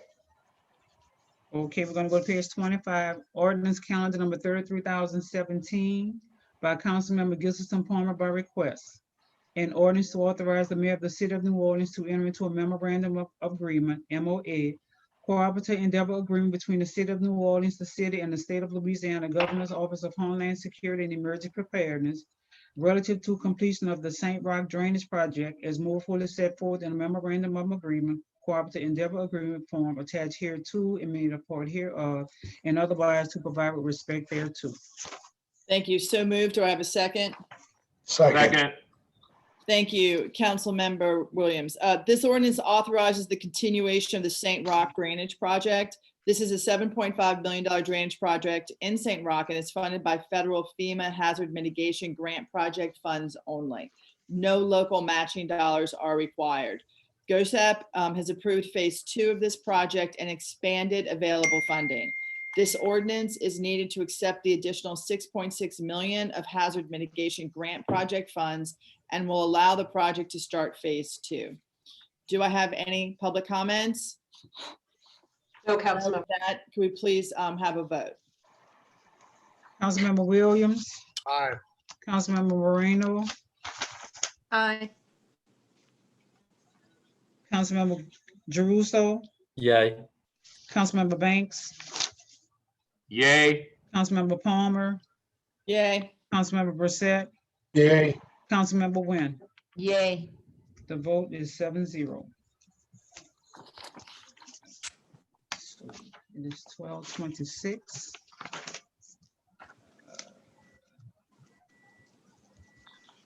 Council President, we would have to do number 44 before we can do 22, if we have time. Madam Clerk, let's give it a shot. Okay, 44. On page 39, motion M20-307 by Councilmember Gibson Palmer. A motion of suspending City Council Rule 15 due to the cancellation of the City Council's Governmental Affairs GA Committee because of Hurricane Sally. I so moved. Do I have a second? Second. Is that Councilmember Williams? I'm sorry. Second by Councilmember Williams. Yes. Thank you. I'd like just to make a few comments on this motion to suspend the rules. Typically, the council appointments to boards and commissions proceed through the Governmental Affairs Committee for consideration before making it to the full council. That was what was meant to happen this Tuesday, but as we all know, we're facing a threat of Hurricane Sally. So I canceled this week's GA meeting. That leaves us with 16 appointments on our agenda, which I did not want to defer until we had another chance to reschedule GA, given that boards and commissions have ongoing meetings and might face quorum or attendance issues. Still, I value the committee's role in reviewing potential appointments, so my staff emailed all council offices last week with the questionnaires being considered today and asked that you all take the opportunity to directly contact appointees with any questions that you may have. I have not received any follow-up questions or requests to defer any of these appointments from council offices. I would like to underscore that this is not the typical process. Nonetheless, I'm pleased the council can consider these appointments today after having an adequate review period. Are there any comments from my colleagues or the public? No, ma'am. Okay, great. Then I would like to call for a vote, please. Councilmember Williams, Aye. Councilmember Moreno, Aye. Councilmember Jeruso, Yay. Councilmember Banks, Yay. Councilmember Palmer, Yay. Councilmember Brissette, Councilmember Williams. Aye. When? Yay. Okay, we have 6 and 1 with Councilmember Brissette being absent. Okay, so we're gonna go to page 25. And we can do motion 2275, or you want it, it's 1229. Oh, we could do it. No, I think 1229, I don't think there's anything that we can feasibly do in 60 seconds. In fact, I'll just keep talking about it for the remainder of this minute and get us to 1230. That's what we need. We're ready for it. Madam Vice President, Madam Clerk. Okay, we're gonna go to page 30. Resolution Order 20-286 by council members Moreno, Williams, Banks, Gibson, Palmer, and Wynn.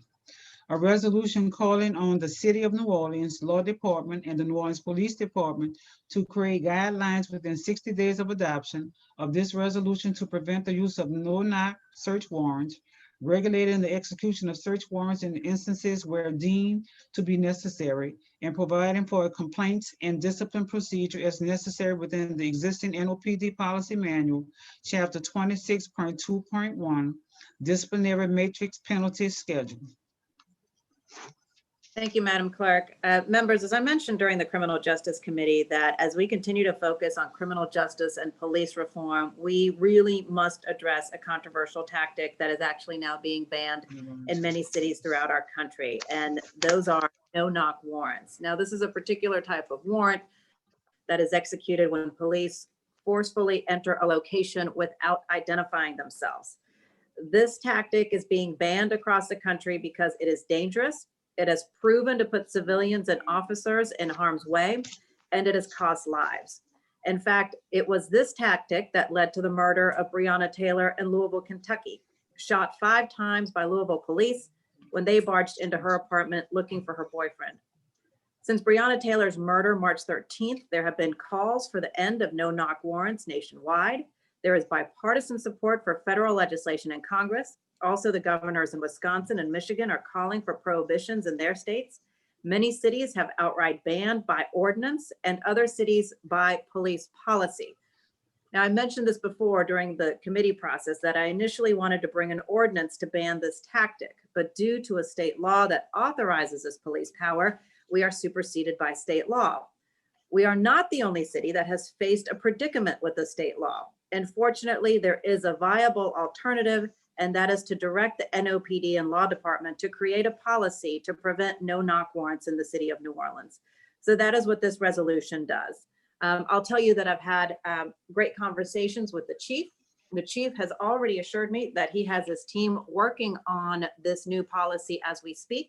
I appreciate him being so supportive of this and leaning in and understanding the importance of not having these types of warrants executed in the city of New Orleans. So he will be working closely with his team, along with communicating with the council as to what this new policy could look like, along with the penalty provisions that would follow as well. So I'm encouraged very much by the chief's actions, as I'm by the law department, and I look forward to a collaborative working effort to follow as we put this policy in place. So that is what this resolution does. Happy to take any comments or questions from the dais. Councilmember Williams. Just one comment, Madam Vice President. I'd like to add my name to this and thank you. This is important and this is very necessary. It is important to state, now I would imagine everyone knows this story now, but Breonna Taylor was in her bed when this happened, and anything that would allow a person in their bed to have their life taken because of an action that has the color of law is deeply problematic, and we must do all that we can to prevent that from happening. So thank you for being nimble and adjusting your shot when running into the issue of state law trumping what we can do here in our city.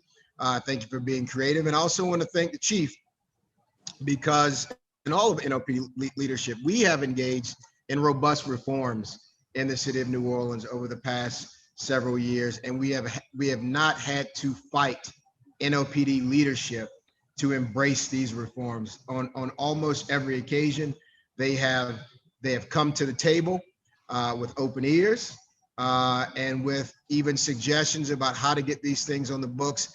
And I think that is important because in other municipalities, there is a fight privately and publicly for any change. So thank you, Madam Vice President, for this.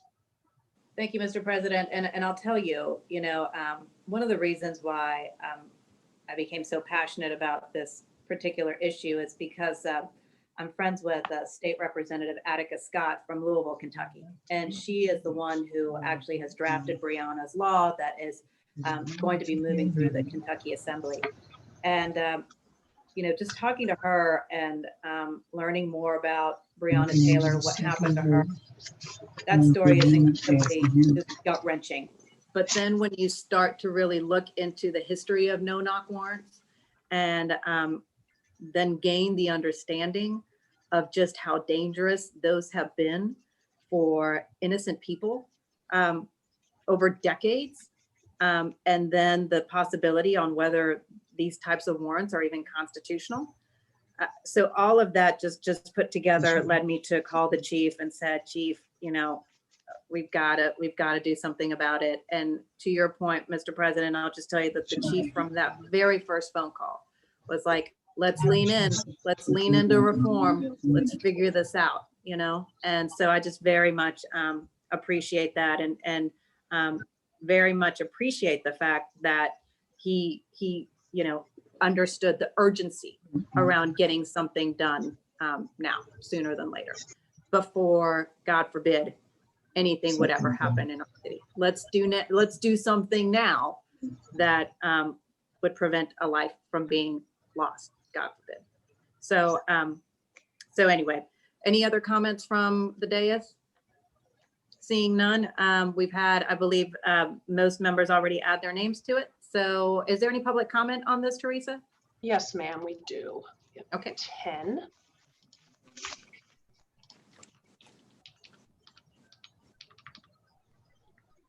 The first comment is from Catherine Theory. There is no need for no-knock warrants.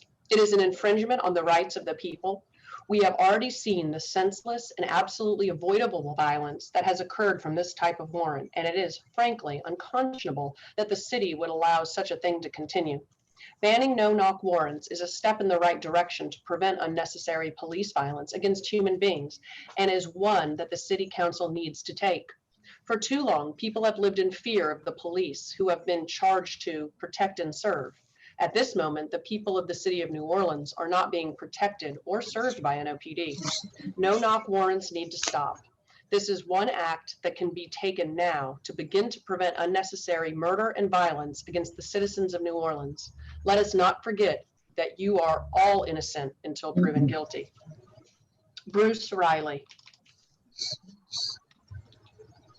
Dear members of the City Council, as Richard Nixon's domestic policy chief, John Whitman, infamously said, we knew we couldn't make it illegal to be either against the war or black, but by getting the public to associate the hippies with marijuana and blacks with heroin, and then criminalizing both heavily, we could disrupt those communities.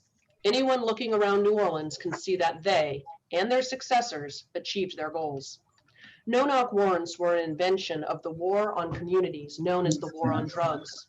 Any review of legal cases and media profiles will give a clear understanding of how many people die in these raids, whether they are grandmothers or babies, petty dealers or police officers. When a bunch of adrenaline-crazed, militarized people kick in a door, a barking dog or a drop-it dish can be enough to spur 100 bullets flying through people and walls. And considering Louisianians are strong supporters of the rights to bear arms and strong believers in standing their ground and the castle doctrine, any group of armed people kicking in a door will prompt any of us to fear our lives. In the case of Breonna Taylor and many others, police will often already have the suspect in custody or be given a false address by an informant seeking to evade their own accountability with zero concern for who might be inside the house. All to ensure the drugs are found before anyone can flush them down the toilet. We live in a world where there are endless funds for SWAT teams to chase down a bag of drugs, pay out millions of dollars in wrongful death settlements, and incarcerate people for decades. And yet we aren't willing to invest in those same communities that do not have living wage jobs available, nor are there treatment programs for people facing charges behind a drug addiction. We encourage you not only to end no-knock warrants in New Orleans, but to take a closer look at John Ehrlichman's vision and see the countless ways the war on communities have oppressed the people of New Orleans. We are ready for a new vision. That is 2 minutes. Thank you. Bob Morrell. I'm fully in support of banning no-knock warrants. No person deserves to have war dropped in their living room, especially considering how often these warrants are served at the wrong location. In 2010, NOPD went into my backyard in Lakeview from the alley and kicked my dog when trying to execute a no-knock warrant on a squatter that lived 2 houses down. The officer asked my wife what address this was. I do not trust any armed individual, badge or otherwise, to safely execute a warrant without endangering innocent people for no reason. Megsha Barner. I am writing in support of regulating the use of no-knock warrants. Executing no-knock warrants can result in death or other harm that can never be undone. Breonna Taylor lived in Louisville, Kentucky, was murdered by police executing a no-knock warrant. Over 20,000 no-knock warrants are used nationwide, and sometimes the consequences are closer to home. A Port Allen man was killed by a police at a hotel. Please keep our communities safe by voting yes on this resolution. Chris Kaiser. The ACLU of Louisiana supports Resolution R-2286 requesting that NOPD and the City of New Orleans establish new policy to prevent no-knock warrants and to better regulate the execution of search warrants. In the vast majority of circumstances, no-knock warrants are prohibited by the Fourth Amendment, and they create unnecessary lethal risks for the public and peace officers alike.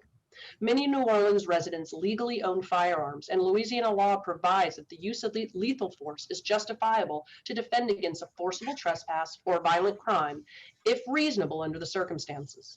This creates an incredibly high-risk environment for every person present when police officers forcibly enter a residence unannounced.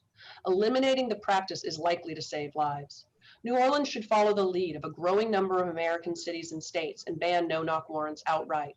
Further, to promote accountability and guard against overreach during searches, NOPD and the city should adopt stricter policies governing the execution of search warrants in general, such as a requirement that officers have body-worn cameras turned on before, during, and after a search. We thank Council members Moreno, Williams, Banks, Gissison Palmer, and Wynn for introducing this resolution, and we stand ready to assist NOPD and the city in crafting policies to prevent unnecessary harm and to protect New Orleanians' Fourth Amendment rights. Lauren Nagel. I am in full support of regulating no-knock warrants. No-knock warrants are dangerous for both parties involved, as police are not identifying themselves, and those who are being issued a warrant have no idea who is breaking into their homes, buildings, and this puts police and civilian lives in jeopardy. IG Breonna Taylor, amongst many. No-knock warrants grew out of this nation's war on drugs, and using these dated tactics that are supposed to be used by SWAT teams rather than regular police is actually escalating crime instead. We should step up and join other cities across this country who are banning and or regulating no-knock warrants. Frankie Robertson. Sorry, this one's long and my computer is freezing up. Distinguished members of the New Orleans City Council, I am writing today on behalf of my client, National Birth Equality Collaborative, in support of resolution number R-2286 by council members Moreno, Williams, Banks, Gissison Palmer, and Wynn. On August 8, 2020, National Birth Equality Collaborative founder and president, Dr. Joya Crear-Perry, co-authored an article with Pilar Herrero entitled, "Black Women Are Leading the Largest Social Movement in U.S. History, and Their Lives Matter Too," published in the Oxford Human Rights Hub online. The article described the impact police brutality has on the health and well-being of Black mothers and Black birthing people and their babies. Furthermore, the article specifically stated, quote, "The chronic stress of observing, navigating, and experiencing oppression weathers Black women on a cellular level, making them more susceptible to premature death, whether by violence or disease. Black women and birthing people must face the possibility that they or their children will be killed by state actors and the risk of death and injury bringing those children into the world. Maternal mortality is an indicator of a nation's commitment to health and equality, and on this measure, the United States has failed. For decades, Black women of all socioeconomic backgrounds have been dying from pregnancy complications at more than 3 times the rate of white women. The U.S. has the highest maternal mortality ratio among high-resource countries, and the government's own data indicates that the majority of these deaths are preventable. In hospital settings, where most Black women in the U.S. give birth, racism and sexism can facilitate mistreatment and abuse. Black women report being ignored, disrespected, coerced, threatened, and denied information, and the opportunity to give or refuse consent to medical interventions. Evidence shows that repeated exposure to racism has a weathering effect that harms Black women's health and contributes to adverse birth outcomes. As the U.S. reckons— That is 2 minutes. Leanne Lukansky. Dear council members, I am writing today as a concerned citizen to urge you to vote yes on this resolution to restrict no-knock warrants. We are in desperate need of police reform to save the lives of the most vulnerable members of our community. I believe this is one common sense reform that will do just that. Thank you for your time. Ashley Shelton. We have seen the damage that can be caused by no-knock warrants. Not only is there an extreme potential for harm to, and of even loss of life, like what happened to Breonna Taylor, but this practice further polarizes the relationship between the police and the people they are supposed to serve and protect. This is also an issue of racial equality and justice, since these warrants are disproportionately served on people of color. As we look to heal the divide between police and communities of color, steps like this one being proposed are key to that effort.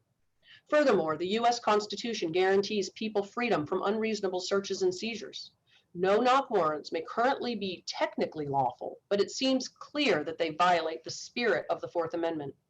You have a chance to move forward. You have a chance to move toward remedying multiple problems by moving forward with this item. Please take advantage of the opportunity to do so. Those are all the comments for agenda item number 24. Thank you so much, Teresa. Appreciate that. Now that we've completed public comment and obviously comments from the dais as well, I will go ahead and make a motion to adopt. Can I get a second? Second. Seconded by the council president. Madam Clerk, you can call the roll.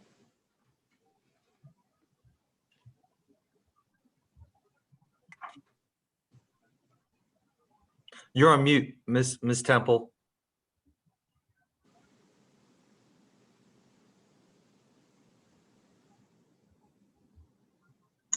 Sorry about that. Councilmember Williams, Aye. Councilmember Moreno, Aye. Councilmember Jeruso, Yay. Councilmember Banks, Yay. Councilmember Palmer, Aye. Councilmember Brissette, Councilmember Wynn. Yay. We have 6-1. That resolution passes. Okay, we're gonna go to page 24.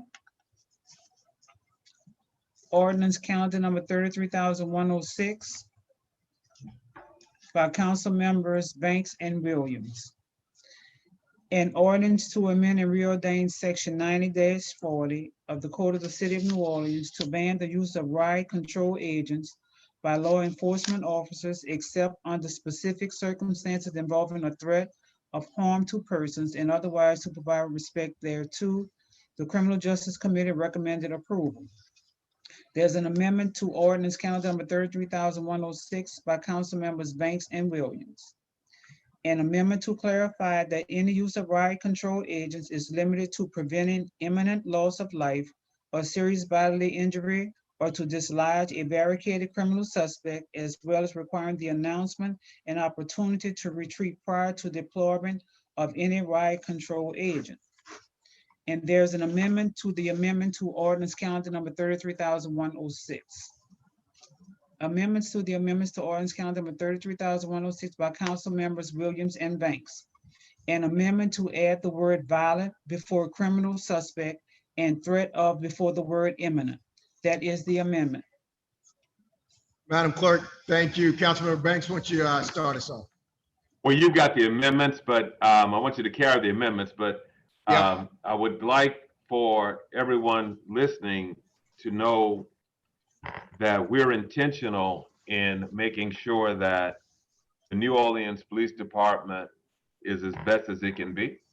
And this legislation, we arrived at this point in very close, we worked very closely with NOPD and other national stakeholders to confect this.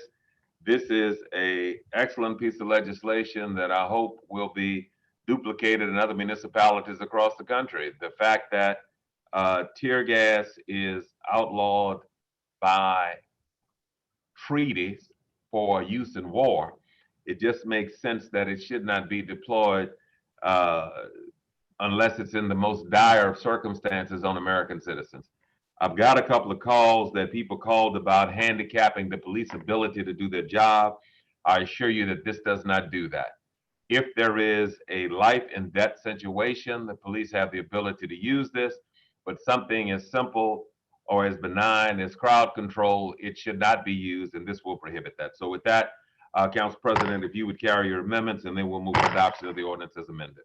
Thank you, Councilmember Banks. As I said, on the legislation authored by Council Vice President Moreno, City of New Orleans is a little bit different than a lot of other municipalities when it comes to reform and creating changes about how we police and what we think policing is.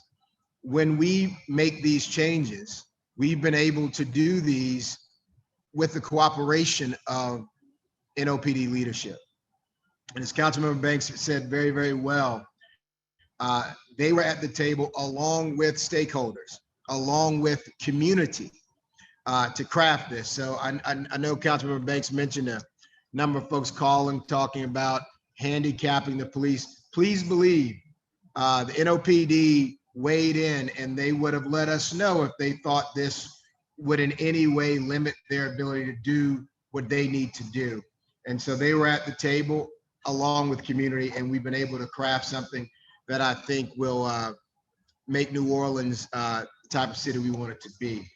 With regard to the amendments, at last week's Criminal Justice Committee meeting, when we were discussing this with the chief, we talked about making sure that the wording was exactly how it needed to be to achieve all goals that were on the table.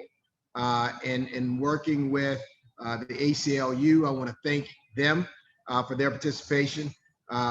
There's a couple of pieces to reflect that tear gas is not permitted except as reasonably necessary. These are the amendments. As reasonably necessary to prevent imminent loss of life or serious bodily injury, and providing for a situation where tear gas is used necessary to dislodge a barricaded criminal suspect.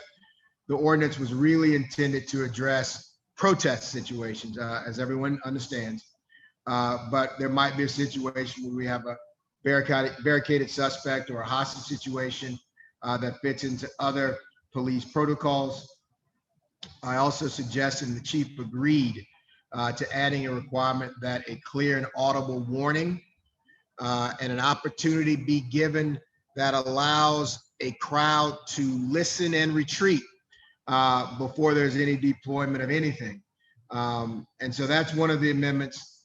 The second amendment came over the past 24 hours in coordination with the chief and the mayor, which just deals with aligning the preamble and the ordinance body text to add the words threat of before the word imminent. So threat of imminent would be, as it would read, limiting the barricaded suspect provision to the barricade of a violent criminal suspect. So with that, Madam Clerk, I think we have to vote 3 times for 2 amendments and for an ordinance as amended. Council members, it would be our suggestion to take up public comment before we act on any of the amendments. I think that's a good idea, Adam. Let's do it. Okay, council members, we have approximately 90 public comments. The first is Rachel Tabor. My name is Rachel Tabor, and I'm a constituent in District D. I am disturbed by NOPD's use of tear gas, a dangerous chemical weapon, on peaceful protesters exercising our constitutional right to free speech against police brutality, which is ironically met by further unwarranted brutality. I personally was in the crowd on the West Bank Bridge that was tear gassed. There were children and elders in that crowd. This dangerous action upon a crowd that had only one direction to exit could have caused a stampede, which easily could have resulted in a human crush or for people to fall from the bridge, and could have cost human life. Furthermore, tear gas causes victims to cough and touch their eyes, deadly actions that can result in contagion during the dangerous COVID-19 pandemic. This reckless action of NOPD only demonstrates why we need to demilitarize our police force, uplift community-based solutions to minimize crime, invest in educational equality, dignified housing, healthcare for all, universal mental health care, living wage job creation, and art walk towards justice, and I urge you to take this step. As thousands in our city's streets have made clear, we are the majority. We protest and we vote. We are watching how you vote on this measure, and there will be consequences for those who do not represent the will of the people. Sarah Omojala, I am in support of this ordinance to ban the use of tear gas on people who are exercising their constitutional right to protest. Ashley Branch, could the NOPD not use weapons of war like tear gas on its own citizens?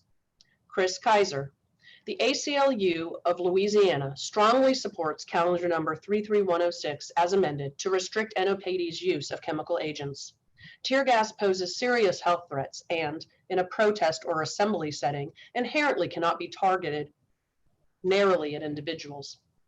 There is evidence that chemicals contained in tear gas have caused miscarriage and other reproductive harm to protesters around the world. For these reasons, its use as a crowd control tactic is broadly denounced as a human rights violation. It has no place in New Orleans as a crowd control tactic.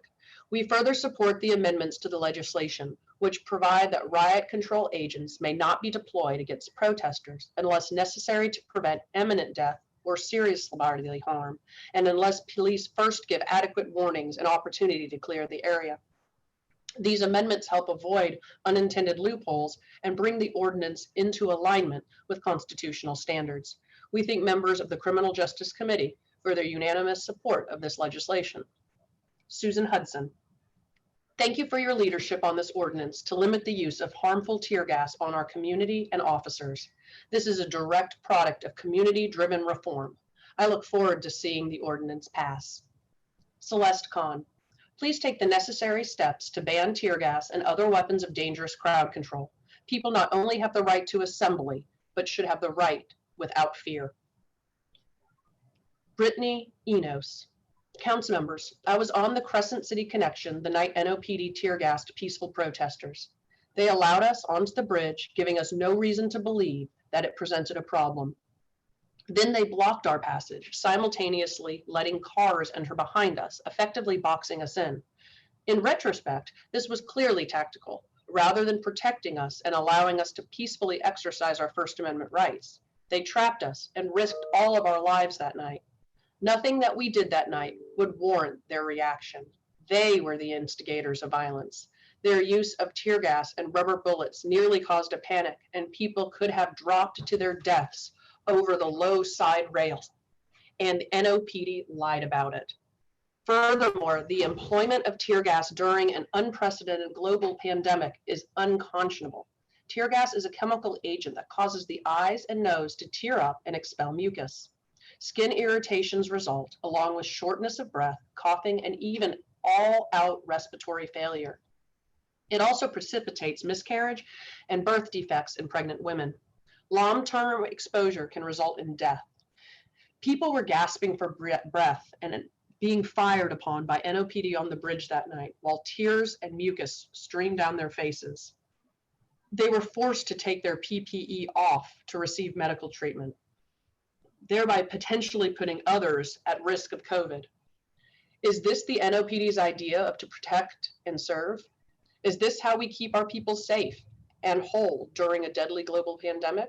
This chemical agent is a weapon of warfare and is considered a war crime in international engagements. So it is mystifying to me that we are even questioning the legitimacy of its use against our own American citizens. There is no place for the use of tear gas in the interests of public safety. NOPD must be held accountable for this event and for their other actions. The use of tear gas must be 2 banned. minutes. Amelia Hope, I support it being illegal for law enforcement to use tear gas in the city. Curran Wallace, I am in support of the ban on tear gas, a chemical war weapon, and the proposed amendments to truly protect New Orleanians from the fear of the employment of this weapon by the police. Robert Naylor, I am writing to support this motion to ban the use of tear gas in New Orleans. Banning the use of riot control agents is deeply important to me because I was deeply affected by the agent when it hit my lungs during the demonstrations this summer. I believe, having suffered from this weapon, that it should not be used on anyone. Please stand up for Tour constituents by banning the use of these agents in New Orleans. Glenn Hartman.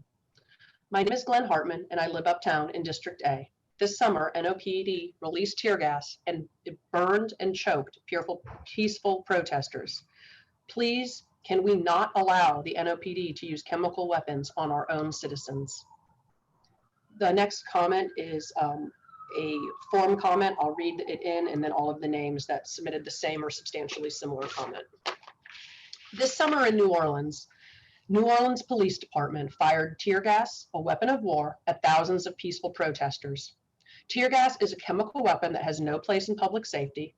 It is not a mechanism for crowd control and works by immediately attacking the eyes, nose, throat, and lungs, rendering its victims unable to breathe. Long-lasting exposure to tear gas or exposure to large amounts can result in blindness, respiratory failure, and immediate death. Yet NOPD unleashed this toxic weapon on our city's residents in the middle of a global pandemic. NOPD's actions show it is clear that tear gas and all riot control agents do not serve or protect New Orleanians, and NOPD cannot be trusted with this military-grade weapon. I urge you to stand up for your constituents' rights to peacefully protest without fear of being attacked by these chemical agents by banning the use of all riot control agents by law enforcement officers.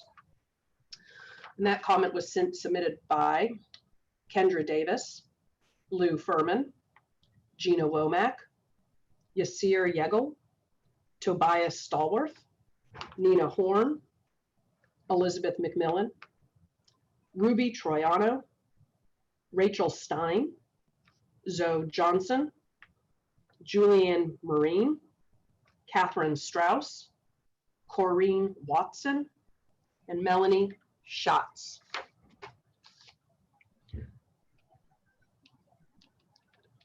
This comment was submitted by a Julie, no last name. This amendment does not go far enough to cure the issues with the initial proposal. Number 33106 makes note that the fact that use of riot control agents against enemy combatants is a war crime, yet is still trying to allow our city's police officers to use it against citizens of New Orleans. You still want to allow NOPD opportunity to commit war crimes with this amendment. If we consider the protester who tried to cross the bridge recently, this amendment would still have allowed NOPD to use tear gas on them. First, NOPD could claim that there was, quote, imminent harm to persons because they were on the ramp and 90, even if traffic was blocked. Second, NOPD would claim they announced the use of tear gas and gave an adequate opportunity to retreat, even if neither of those things happened. In addition, a criminal suspect is just that, a suspect, meaning the person has not been convicted of a crime and they are innocent until proven guilty. Why are we allowing police to use tear gas on innocent citizens? Additionally, this doesn't provide any guidance on what happens if the NOPD uses riot control agents in violation of this proposed ordinance. We should completely ban the use of riot control agents. Anything less than a complete ban is a disservice to the city. Evelyn Sizer, no more tear gas. It is our right to peacefully protest. Tear gas is a weapon of war. Please say no to using tear gas against our citizens. Protesting in America, right on this land. Ben Berman.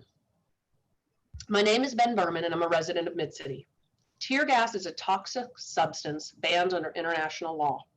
The use of tear gas in war is considered a war crime, and yet NOPD this summer fired tear gas at peaceful protesters. Tear gas is a chemical weapon that has no place in public safety. It is not a mechanism for crowd control and works by immediately attacking the eyes, nose, throat, and lungs, rendering its victims unable to breathe. Oh, I should have added, Mr. Ben Berman is added to the list of the form comment. I apologize, I didn't catch that one. Kat Baus. My name is Kat Baus. I am a resident of District D. I am outraged that the NOPD has fired tear gas at members of our community in response to their participating in protest. Tear gas is a chemical weapon. Using it against enemy soldiers is a war crime, and it has no place on the streets of our city. Using chemical weapons on a rowdy crowd is not protecting the public or keeping the peace. It is escalating and worsening violence. Rather than protecting and serving the people of New Orleans, using tear gas is attacking the people of New Orleans and putting them at risk of permanent breathing problems, blindness, and even complications leading to death. No one should die for engaging in protest peacefully. No one should even die for engaging in protest disruptively. If people are breaking laws and putting others in danger, the response should be to attack. The response should not be to attack with illegal war weapons. It should be the de-escalation followed by the legal proceedings guaranteed to every American citizen by the Bill of Rights, with no punishment before a fair trial by jury. If a police officer cannot make sure that every citizen is protected by that legally guaranteed process and instead resorts to using chemical weapons, they are clearly unfit for the force and should be removed from their position. I strongly support this resolution to ban tear gas from our city. To allow its continued use is to encourage officers to violate the Constitution and endanger the lives of our community. Maria Barcella. The Geneva Gas Protocol, Article 2, Subpart 9 of the Chemical Weapons Convention provides that the use of tear gas is, quote, justly condemned by the general opinion of the civilized world, end quote. In the spirit of this article, New Orleans should pass 20B. Further, law enforcement should be required to provide sufficient warning to crowds in the limited situations in which it is used. Limiting the use of these methods protects free speech and the health and safety of the public. Lori D. Giovanni. Please ban the use of tear gas as it is a dangerous chemical that causes real harm. Kendall Gardner. Tear gas is an intentional weapon of war and it has no place in our community. I know several people who were personally impacted by the NOPD's use of tear gas this summer. It was truly a harrowing experience. And I firmly believe it should never have happened and should never be repeated. I urge the City Council to vote to go ban tear gas and other riot control agents from being used on civilians exercising their fundamental right to protest. Carrie Mulder. As someone who works and spends money in New Orleans, I vehemently oppose any militaristic tactics taken by the New Orleans Police Department, specifically the use of tear gas. This chemical toxin is banned in war and thus should not be utilized by officers on citizens they are sworn to protect and serve. Additionally, tear gas irritates the lungs, thus increasing complications should an individual come in contact with the coronavirus. Any use of chemical weapons by police is a violation of the officer's oath and is a danger to the health and well-being of other citizens. Paul Troiano. Tear gas and weapons of war should be banned for police use. Zakiah Cheney. I am commenting in support of the tear gas ban, considering that it is banned in warfare under the Geneva Convention and therefore should not be used on citizens of this country who are exercising their right to protest, which is protected by the First Amendment of the Constitution. Bridget Celeste. My name is Bridget Celeste and I'm a resident of District A. This summer, the New Orleans Police Department fired tear gas, a weapon of war, at thousands of peaceful protesters. Tear gas is a chemical weapon that has no place in public safety. It is not a mechanism for crowd control and works by immediately attacking the eyes, nose, throat, and lungs, rendering its victims unable to breathe. Long-lasting exposure to tear gas or exposure to large amounts can result in blindness, respiratory failure, and immediate death. It was my first protest. I followed the crowd in my sunflower dress, my pigtail braids, and the cute pattern mask my mom made for me. I held my best friend's hand as we pushed our way to the front of the line to protect our Black brothers and sisters. We were singing. We chanted, "Hands up, don't shoot." We were nothing but peaceful. The videos show this. Suddenly, a canister of tear gas hit me in my shoulder. I was left with a bruise for a week. I was not expecting this protest to turn violent. After almost a week of peace, I was wearing contacts. My contacts melted into my eyes from the gas. I clawed at my face to get it out of my pores. My sensitive skin was on fire. I knew if I took out my contacts, I'd be unable to see at all, so I left them in to congeal to my eyeballs. I could not risk running for my life without being able to see. As we retreated, rubber bullets were shot at us, at our backs.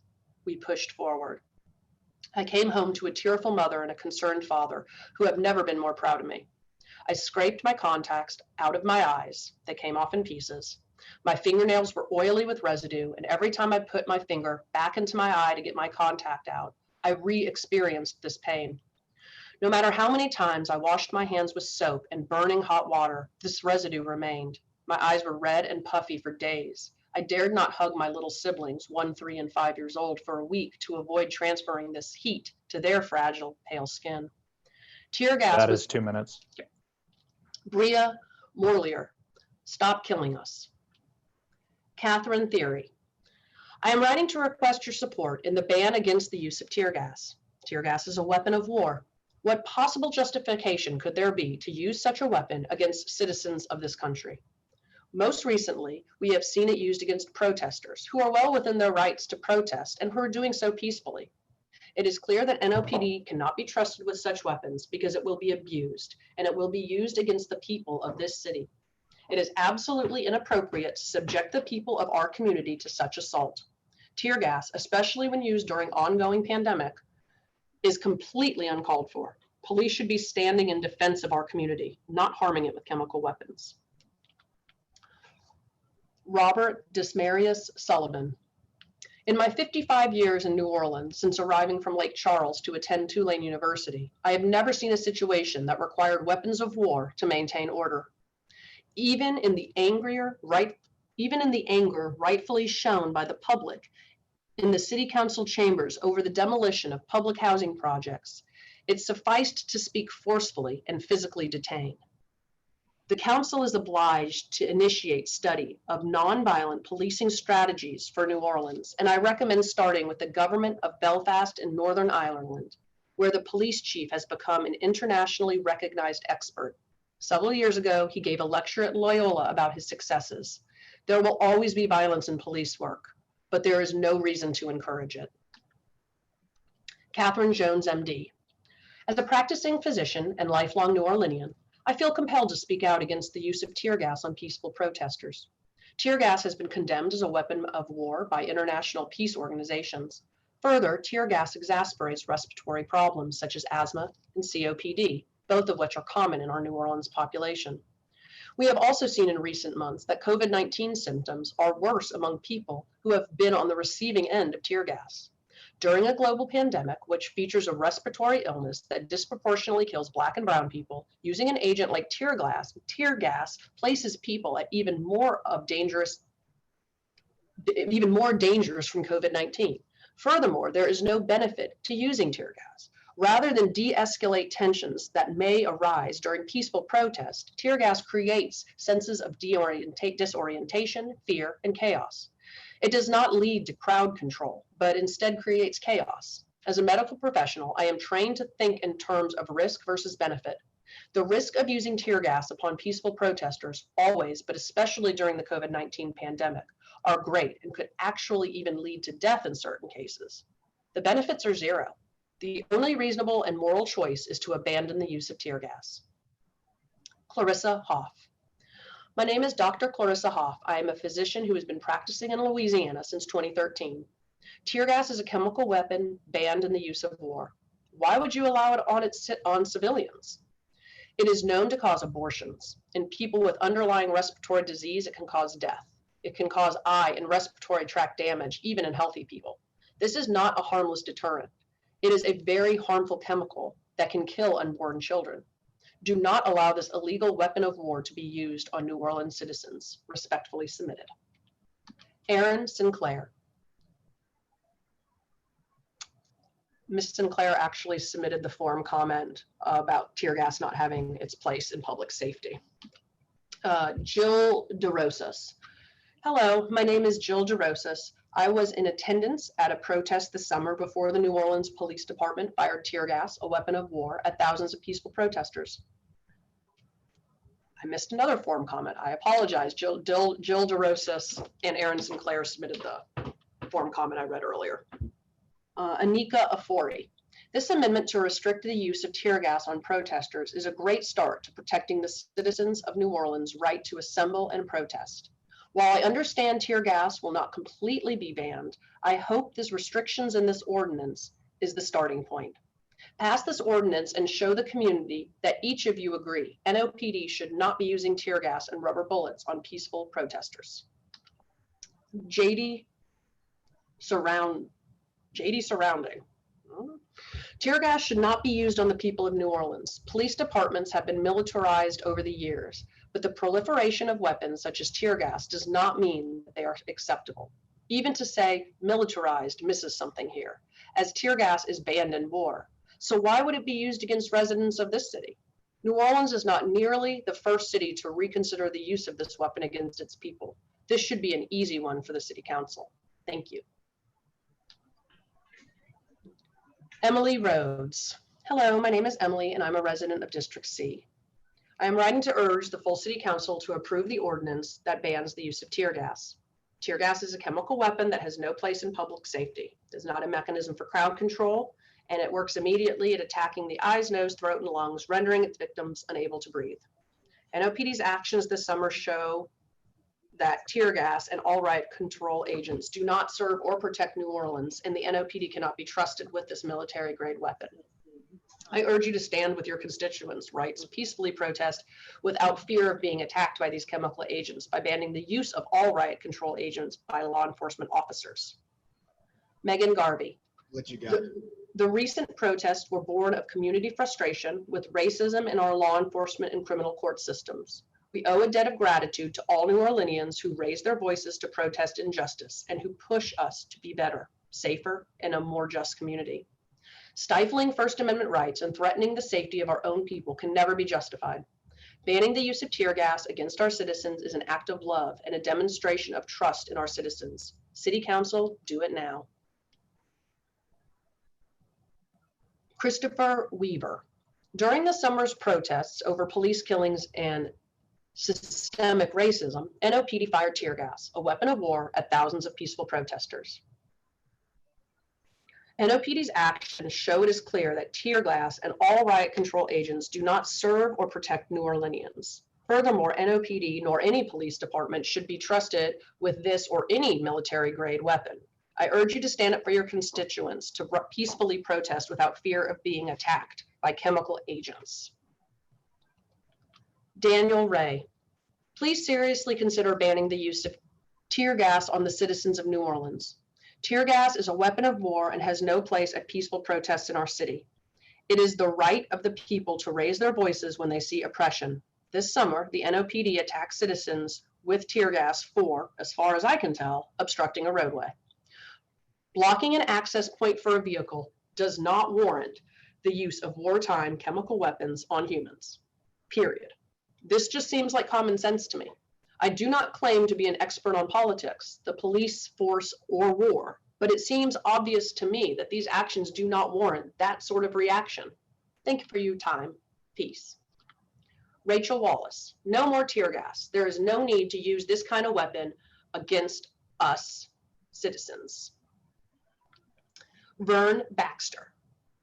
Please vote to support prohibition on police use of chemical weapons except when lives are in danger. Peaceful protests should not be gassed. Passage of this measure sends a powerful signal that New Orleans is dialing back the use of military style tactics and violence against the citizens. Aisha Carter submitted the same comment as Mr. Daniel Ray. Camille Roman. I'm writing to express my support of tear gas ban ordinance. Tear gas is a weapon of war that should never have been used to attack peaceful protesters. Passing this ordinance with the suggested amendments would actually make New Orleans safer, set an example for the rest of the country, and protect our most fundamental right of protest. Robert Anton Elfidge Landry. I vote to ban tear gas. Catherine Wheeler. Tear gas is banned in warfare, yet the NOPD fired it upon unarmed civilians. Council needs to ban the use of tear gas under any circumstances. Hold NOPD accountable. Shauna Hartman. Tear gas is banned by the Geneva Conventions, and the use of it is considered a war crime. The fact anyone in this city would use it against fellow citizens is morally criminal. Its use needs to be made specifically against local law. Maggie Zamboya. Let's call it what it is, tear gas. It's a chemical weapon. Under no circumstances should this be used against people. It's banned under the Chemical Weapons Convention and the Geneva Protocol Against Torture. These weapons do not have temporary effects. The pain they inflict can last days, and there is evidence that these weapons have caused permanent bodily harm and in some cases death. If you make an exception to allow the police to use these in face of an alleged imminent bodily injury or death, then you once again place the discretion of what exactly that means in the hands of police, who will always find a way to abuse their power. Allowing the use of chemical weapons at all under any circumstances is where this ordinance falls short. I hope that the council approves this ordinance because it's at least a start. But I also hope you understand it will continue to be abused by the police and that they must be banned entirely. How will the police provide a warning to people when the threat they are allegedly facing is, quote, imminent? In nearly every murder of a Black person by police, they lie and claim the person was resisting arrest or that the police thought they had a weapon. Why do you think the exceptions made in the ordinance will be any different? Randall Rosenberg. Police don't need tear gas. Our police are supposed to be the best when dealing with crowds, and they need to prove it. Simone Bird. It is completely unacceptable that Orleans Parish used tear gas against its citizens. Tear gas is a weapon of war that goes against standards set by the United Nations. There needs to be a law and precedent set that this will never happen again to citizens, ever again. When citizens are protesting police brutality and over-policing, this is especially unacceptable. Christopher Curley. This is simple. Tear gas is banned in war per the Geneva Convention. So why is it acceptable to use it on our citizens? Your decision is clear. Ban the use of tear gas by NOPD. Daniel Goldstein. I support the tear gas ban. End the use of tear gas by NOPD now. Leon Lukansky. Dear members of the City Council, thank you for your dedication to these justice issues in these trying times. I am writing to urge you to vote yes for this ordinance that would further protect the citizens of New Orleans from the horrors of police brutality. Our city is called to act in this national moment of reckoning, and in passing this ordinance, we reduce the use of weapons of war by police, answering the call with justice. Please vote yes. Thank you. Genevieve Jones. Tear gas has no place in our community. It's a threat to public health for citizens and police alike. It needs to be banned now. Leslie Molson. The incident last spring when the NOPD used a chemical riot control agent, tear gas, against protesters in New Orleans, then denied having done it, was a low point in the history of policing in the city. Protesting is not a crime, and the fact that the police have these militaristic tools and can use them without any sort of restraint is abominable. Ban the use of tear gas entirely. Julie Lee. I'm a tax-paying citizen, and it is my American right to protest peacefully without the fear of being gassed. Natalie Sharp. I write today to support item 20B on the agenda, which would ban the use of tear gas on protesters in New Orleans. Tear gas is a weapon of war that should not be used on citizens in the United States exercising their right to gather and protest. It is unacceptable for NOPD to use such weapons during public gatherings, as was demonstrated in June on the Crescent City Connection when hundreds of peaceful protesters were sprayed with a toxic chemical. It is clear to me that the use of tear gas by NOPD or other law enforcement agencies does not serve to protect the safety of New Orleans residents. This is why I asked the City Council to ban its use in our city and approve Ordinance 33106. Thank you for your time. Ashley Graham. The use of tear gas on the bridge put that group of people's lives in danger. We are so lucky it didn't end in tragedy. Tear gas is banned from use in wars. Why are we using it on our citizens? We also do not know the location term consequences. I think that's supposed to be long-term consequences of tear gas. There is a link between tear gas and reproductive damage. Please ban tear gas. Theodore Hilton.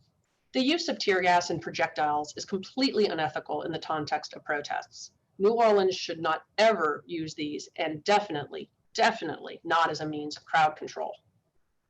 Mary Cloud. It is imperative that the use of tear gas, a toxic weapon, by the NOPD be discontinued permanently. Nobody should have fear for their health and physical safety while exercising their right to peacefully protest. Aaron Corbett. My name is Aaron, and I'm writing to express concern over NOPD's use of tear gas against racial justice protests over the summer. Tear gas is a chemical weapon that shouldn't be used on anyone, ever. Long-lasting exposure to tear gas or exposure to large amounts can result in blindness, respiratory failure, and immediate death. In the middle of a global health crisis, In a majority Black city that was a hotspot early on, we have seen how COVID affects Black communities at higher rates. It's appalling that your police department would go on to use tear gas against racial justice demonstrators. In solidarity with people organizing for liberation, I urge you to stand up for your constituents' right to protest without fear of being attacked by these chemical agents by banning the use of all riot control agents by law enforcement officers. Brooke Hilsum. Weapons of war must not be used against residents by a police force sworn to protect whose salaries are paid by their own tax dollars. Ban tear gas now. Ariel Clanborn. There's absolutely no reason to be using tear gas at peaceful protests. Tear gas is a weapon of war and can cause lasting health effects. When protesting, people are expressing their rights as citizens of the United States. It is not congruent with the standards of this country to attack its citizens, as they are simply using their voices to demand a change that they believe will improve the quality of life in this country. The City Council of New Orleans has the opportunity to set a precedent of respect for the people that will make it thrive. Catherine Forrester. NOPD must stop tear gassing residents of our city and those who stand up and fight for justice. NOPD cannot claim to serve and protect us while firing chemical weapons at protesters, particularly during a respiratory pandemic. The effect of tear gas can be long-lasting or permanent. This has to stop. Haley Hampton. Tear gas is a chemical weapon of war that has no place in the arsenal of domestic police force. That's it. Art Bueno. Do not use tear gas. This is disallowed by the Geneva Convention. We do not know what long-lasting side effects might occur in humans because of exposure to the gas. We are US citizens and we have the right to peacefully assemble. Tear gas could affect people not even involved in protests. Do not harm our citizens. James Howard. I am Dr. James Steele Howard and I am a resident of District C. The United States Center for Disease Control and Prevention lists long-term health effects of exposure to riot control agents, tear gas, as, quote, eye problems including scarring, glaucoma, and cataracts, and may possibly cause breathing problems such as asthma, end quote. In addition to the well-known short-term effects of chest tightness, wheezing, shortness of breath, burns, rashes, nausea, vomiting, these long-term effects are immediate concern for public health. Even with CDC's precautionary information available on their website concerning the long-term health effects of riot control agents, the NOPD willingly fired agents at protesters. There is no safe use for these agents, which are military-grade weapons. I find it my duty as a medical professional and physician to voice concern for long-term health effects of the use of tear gas by NOPD. I find it my duty as a resident of New Orleans to voice my concern for the militaristic actions taken by NOPD. Renee Salzda. There is absolutely no reason for the city to use a chemical weapon banned in war on its own residents. Ban tear gas now. Christopher Prudhomme. The New Orleans Police Department put lives at risk by using tear gas on peaceful protesters this summer. Tear gas is a chemical weapon of war that should never be used on civilians. My close friend suffers from severe asthma and could have lost her life due to the heartless behavior by the New Orleans Police Department. Allowing the use of tear gas to continue will be an undeniable statement that those in power value their twisted idea of order more than lives and well-beings of the members of our community. Saya Miller. Dear council members, the use of chemical weapons such as tear gas upon the citizens of New Orleans should not be permitted. Now, as we struggle with the pandemic and long-lasting results of harm to community health, these weapons are salt in the wound. They have no place in policing or crowd control in general. I ask that you prioritize our citizens' rights to peaceful assembly and ban the use of these harmful weapons. Thank you for your time. Alexis Chernow. I'm writing to strongly urge the council to pass the amendment to the ordinance banning NOPD from deploying tear gas during peaceful protests. We know from history that protest is one of the strongest vehicles for change the residents of our community have to fight unjust policies, rules, and laws. Since the start of local protests following the murder of George Floyd by white Minneapolis police, grassroots organizers have held countless rallies, marches, and other public events grounded in peace. I participated in the protest in early June, during which NOPD allowed the marchers to walk up an on-ramp of the bridge where they had set up a blockade, not permitting us to cross the bridge. I was about 100 feet away from the front of the group when all of a sudden we saw gas canisters flying through the air. No warning could be heard where I was at, nor could any commands that we were supposed to turn around. There were families on the bridge with small children, people holding hands and singing, and people standing in solidarity against police violence against communities of color. From my vantage point, there was no reason to deploy tear gas in that moment, other than to attempt to escalate and bring chaos to an otherwise peaceful situation. If it weren't for the organizers yelling for people not to run and having medical supplies on hand, there would have been many more injuries that night. Police need to stop engaging in escalation tactics, and this ordinance is one step in the right direction. Susan Saksha. Earlier this summer, I was at home with my 3-year-old when I started to get messages from friends who were struck on the I-10 bridge facing tear gas and police batons as they attempted to peacefully march in solidarity against systemic violence and the killing of Black people at the hands of police. The scenes they described were terrifying. People in pain and disoriented on an ill-protected, elevated bridge being faced down by police in riot gear. I had been out the previous day's protest, organized by the same group, with my son because I wanted him to see the beautiful, peaceful actions of people who had enough of our oppressive police state. I cannot imagine the fear and terror I would have felt had I been out there on the bridge with my son. There is no reason to use tear gas to terrorize people who are exercising their First Amendment right. It causes pain, panic, and in some cases, dangerous physical responses. It is our right as citizens to protest. It is not the right of police to terrorize and endanger citizens who are holding their power in check.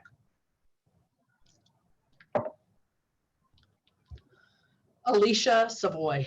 This summer, the New Orleans Police Department fired tear gas at thousands of peaceful protesters. Tear gas is a chemical weapon that is toxic and dangerous when used in emergency wartime environments and has no place in use towards civilians practicing civil rights. For the police department to have this in their possession with a permissible policy that allows this weapon of war to function as a tool for crowd control creates a readily available instrument that escalates peaceful, impassioned, agitating, uncomfortable protests to be intolerable. Violent confrontation that suppresses human rights and well-ingrained access to free speech. It makes an enemy where there was none. I urge you to represent your constituents' right to peacefully protest without fear of being attacked by the institution that exists to protect them. Hannah Lesion. Using tear gas at any time, but particularly during a pandemic of deadly respiratory disease, is unconscionable, and it should not be an option NOPD uses against citizens. Given that the superintendent refuses to take it off the table himself, New Orleanians are relying on you, our legislative body, to prevent NOPD from using chemical agents as a weapon against us when we're exercising constitutionally protected rights to demonstrate and protest. Ashley Schilling. My name is Ashley Schilling. I am a university student in the New Orleans area. Over the summer, I was excited to come here for college. I couldn't wait to ride the streetcar, eat beignets at Café du Monde, and learn amongst the most beautiful landscapes in the South.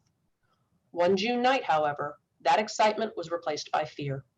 I checked my Twitter timeline to see the headline over and over again, NOPD gas peaceful protesters. I felt betrayed. The people who are supposed to keep my community safe were using chemical weapons on civilians, many of them young college students like myself. A million fears ran through my mind. What if I go to a demonstration and I'm tear gassed there? Will I have to risk my health and safety to stand up for what I believe in? If tear gassing protesters is okay, what else might the police get away with? That's why I'm writing today. Chemical weapons do not protect our civilians or serve the greater good of the people. These chemical agents can kill someone if the exposure to the agent is prolonged. It is too dangerous to be used as a form of crowd control. I love this city so far, but I don't want to stay in a place where people can be killed or suffer health damage for standing up for what they believe in. Let's secure the rights of the First Amendment in our city. Ban riot control agents use. Ban riot control agents use for law enforcement use. Mary Howell. I am writing in support of Ordinance Calendar Number 33,106 as amended as submitted by Councilmember Williams and Banks. Tear gas, frequently used by U.S. domestic law enforcement as a weapon deployed against protesters and others expressing their First Amendment rights, is not a non-lethal weapon. In fact, the manufacturer's warnings regarding the tear gas deployed by the NPD on June 3rd, 2020 states, quote, "This product may cause serious injury or death to you or others," end quote. The manufacturer also has a label stating, warning, this product can expose you to chemicals, including lead salts and hexavalent chromium, which are known in the state of California to cause cancer, and lead salts, which are known in the state of California to cause birth defects or other reproductive harm. In the last few months, I have spoken with a number of law enforcement officers, reporters, community activists, and others regarding the history of NOPD and the use of tear gas against protesters or crowds. Going back as far as 1969, no one I have spoken with knows of any incident, and I have been unable to locate any documentation of the NOPD ever using tear gas against protesters or crowds until June 3rd of 2020. My understanding is that the proposed ordinance as amended would restrict the use of tear gas by law enforcement officers in the city of New Orleans to situations where there is, quote, imminent loss of life or serious bodily injury, or to dislodge a barricaded criminal subject, end quote. Also, notice of the impending deployment and an opportunity to retreat are required. While not a complete ban, these provisions are a significant improvement over what took place on the CCC on June 3rd, 2020, and should be endorsed by the entire council. Thank you. Those are all of the comments for this agenda item. Teresa, thank you. Madam Clerk, you to walk us through our vote. Yes, sir.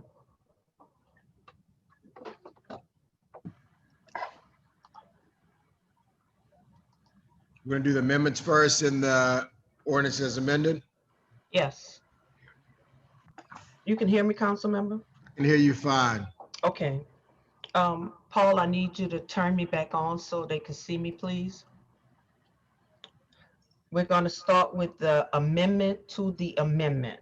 I would move adoption on the amendment to the amendment. Is there a second?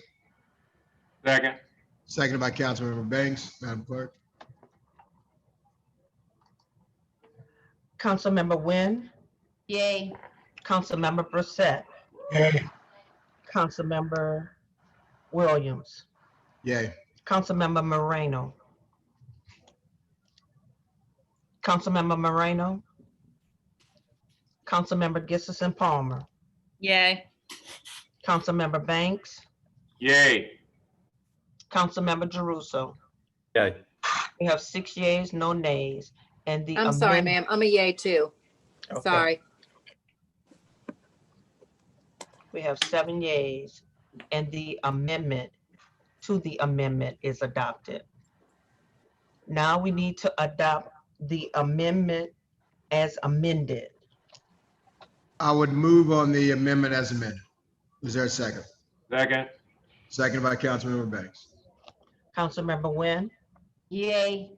Councilmember Brissette, Yay. Councilmember Williams, Yay. Councilmember Moreno, Yay. Councilmember Gissison Palmer, Yay. Councilmember Banks, Yay. Councilmember Jeruso. Yay. Now we need to adopt the ordinance as amended. So move, Madam Clerk. Councilmember Banks has moved. I would second the ordinance as amended. Councilmember Nguyen, Yay.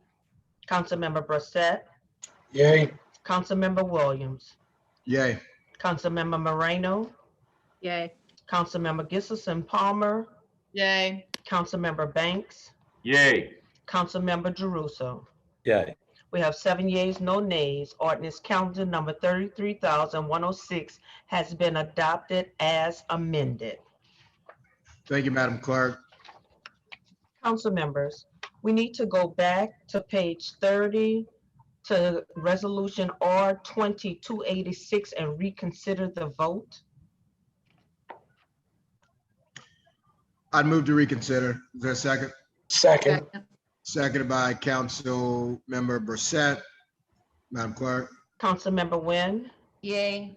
Councilmember Brissette, Yay. Councilmember Williams, Yay. Councilmember Moreno, Yay. Councilmember Gissison Palmer, Yay. Councilmember Banks, Yay. Councilmember Jeruso. Yay. We're reconsidering the vote. Councilmember, Thank you, Madam. to do it? Yes, ma'am. Thank you, Madam Okay. Clerk. Reconsidering the vote in order to reflect from the technical difficulties of me being absent from absent to yes. So into Madam Clerk, add my name as a co-sponsor. So would move adoption again. Okay. Councilman Thank you, Love. Councilmember Brissette. Thank you. It was moved by Councilmember Brissette, I'll seconded by second. Councilmember Moreno. Councilmember Wynn, Yay. Councilmember Brissette, Yay. Councilmember Williams, Yay. Councilmember Moreno, Yay. Councilmember Gissison Palmer, Yay. Councilmember Banks, Yay. Councilmember Jeruso. Yay. 7 yeas, no nays, and the resolution R20 has been adopted. Thank you, Madam Councilmember- Clerk. Before you, Thank you all. Thank you, Madam Clerk. sure enough. Madam Clerk, thank you for that. Before you go into the next item, I just want to take a brief point of personal privilege. This week, my office was notified by a number of panicked residents that have been left without work and without jobs in the wake of COVID-19, and receiving some letters from the Louisiana Workforce Commission demanding that thousands of dollars needed to be paid back within days. Folks were absolutely devastated. They were scared. I even got a couple of suggestions that people were even suicidal at the fear of how they would overcome that, and simply just did not understand what was going on. I just want to make it very clear publicly that the Louisiana Workforce Commission has now confirmed that about 7,600 of those letters that were sent to Louisianans were sent in error, and asking people to pay those benefits back. That was an error. They are issuing and I believe they have issued a press release apologizing, saying that these overpayment notices were sent in error and that most folks don't owe anything.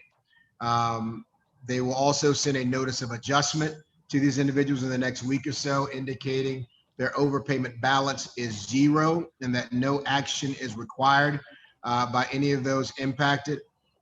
So again, the overwhelming majority of folks that received these notices will not owe anything. I just wanted to put that out there. I know a lot of folks were really, really stressed when they saw that. I just wanted to put that on record so that people knew they could turn at least those anxieties of 2020 down. Thank you, Madam Clerk. Okay, council members, we're now going to go to the bottom of page 25. We have motion line over M20-275 by Councilmember Williams. A motion appointing Darrell J. Cezanne Jr., Vice Jeffrey Swartz as a member of the Industrial Development Board for a term ending on January 1st, 2021. Move adoption. Second. Second by Councilmember Jeruso. Madam Clerk. Councilmember Wynn, Yay. Councilmember Brissette. Councilmember Brissette. Councilmember Williams, Aye. Councilmember Moreno, Aye. Councilmember Gissison Palmer, Aye. Councilmember Banks, Aye. Councilmember Jeruso. Yay. We have 6 yeas, no nays. And the motion line over M20-275 has been adopted. On top of page 26, we have resolution R20-285 by council members Williams, Moreno, Jeruso, Banks, Gissison Palmer, Brissette, and Wynn, approving the following Council Harris Community Support Grants Program from grant funds subject to the organization's eligibility. At large Division 1 Moreno, $32,142. At large Division 2 Williams, $32,000. District A Jeruso, $32,000. District B Banks, $32,000. District C Gissison Palmer, $32,000. District D Brissette, 32,142. District E, wind, 32,000. Why am I giving AEDF? Move adoption. Second. Seconded by Councilmember Jeruso. We have one public comment on this from Ashley Branch. What is the full plan and timeline for the former plaza and its surrounding structures? Could it be set aside for small, local, and Black businesses? That's the only comment.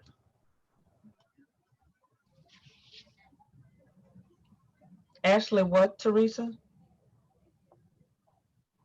Ma'am, I just read the comment into the record. There was only one. No, what's her name again? That's what I was asking. I'm sorry. Ashley Branch. Thank you. Councilmember Wynn, Yay. Councilmember Brissette, Councilmember Williams, Aye. Councilmember Moreno, Yay. Councilmember Gissison Palmer, Yay. Councilmember Banks. Yay. 6 yeas, no nays, and Resolution R 2285 has been adopted. We're now on page 30. I just want to make sure I got recorded as a yay, Madam Clerk. Oh, I'm Thank you. sorry. Yes, you're yay. Thank you. Motion M 2288 by Councilmember Williams. A motion suspending Rule 1 of the Rules and Regulations of the City Council and establishing the regular council meeting schedule for 2021. Move adoption. Mr. President, can I just make the point that I pointed out earlier this morning that may need some tweaking? I think the meeting on September 16th coincides with Yom Kippur, and would just ask that we be cognizant of that if we move forward right now, that we have the flexibility to move it to another Thursday. You did say that, Councilmember Jeruso. I apologize. I'm fine with adopting it as is, and then as we get closer, just changing it. I mean, it's more than a year from now, so I think we're on fairly safe grounds and have the flexibility to change it. Joe, you are always proactive. Trying to follow your lead. So I guess let's go forward and let's just be cognizant that we will need to make adjustments for Yom Kippur. I second. Thank you, Councilmember. Councilmember Wynn, Yay. Councilmember Brissette, Councilmember Williams, Aye. Councilmember Moreno, Yay. Councilmember Gissison Palmer, Yay. Councilmember Banks, Yay. Councilmember Jeruso. Yay. Motion M 2288 has been adopted. Motion M 2289 by Councilmember Banks by request. A motion approving the mayor's appointment of Tamara Agins, Vice Mary Malone as a member of the Board of Zoning Adjustments for a term ending on June 30th, 2025. So move, Madam Clerk. Can I get a second? Second. Madam Clerk. Who's second? Council Vice Councilmember Palmer. President. Oh, was it Palm? I think it was Council Vice President. Oh, I'm sorry. Council Vice President. I'm sorry. Councilmember Wynn, Yay. Councilmember Brissette, Councilmember Williams, Aye. Councilmember Moreno, Aye. Councilmember Gissison Palmer, Aye. Councilmember Banks, Aye. Councilmember Jeruso. Yay. Motion M 2289 has been adopted. We now need to turn to page 31. We have motion M 2290 has been deferred to October the 1st. Motion M 2291 by Councilmember Banks by request. A motion approving the mayor's appointment of David D. Ellis, Vice Dottie Belletto, as a member of the Ernest M. Morial New Orleans Exhibition Hall Authority for a term ending on July 16, 2024. So move, Madam Clerk. Can I get a second? Second. Thank you, Madam Vice President. Madam Clerk. Councilmember Wynn, Yay. Councilmember Brissette, Councilmember Williams, Aye.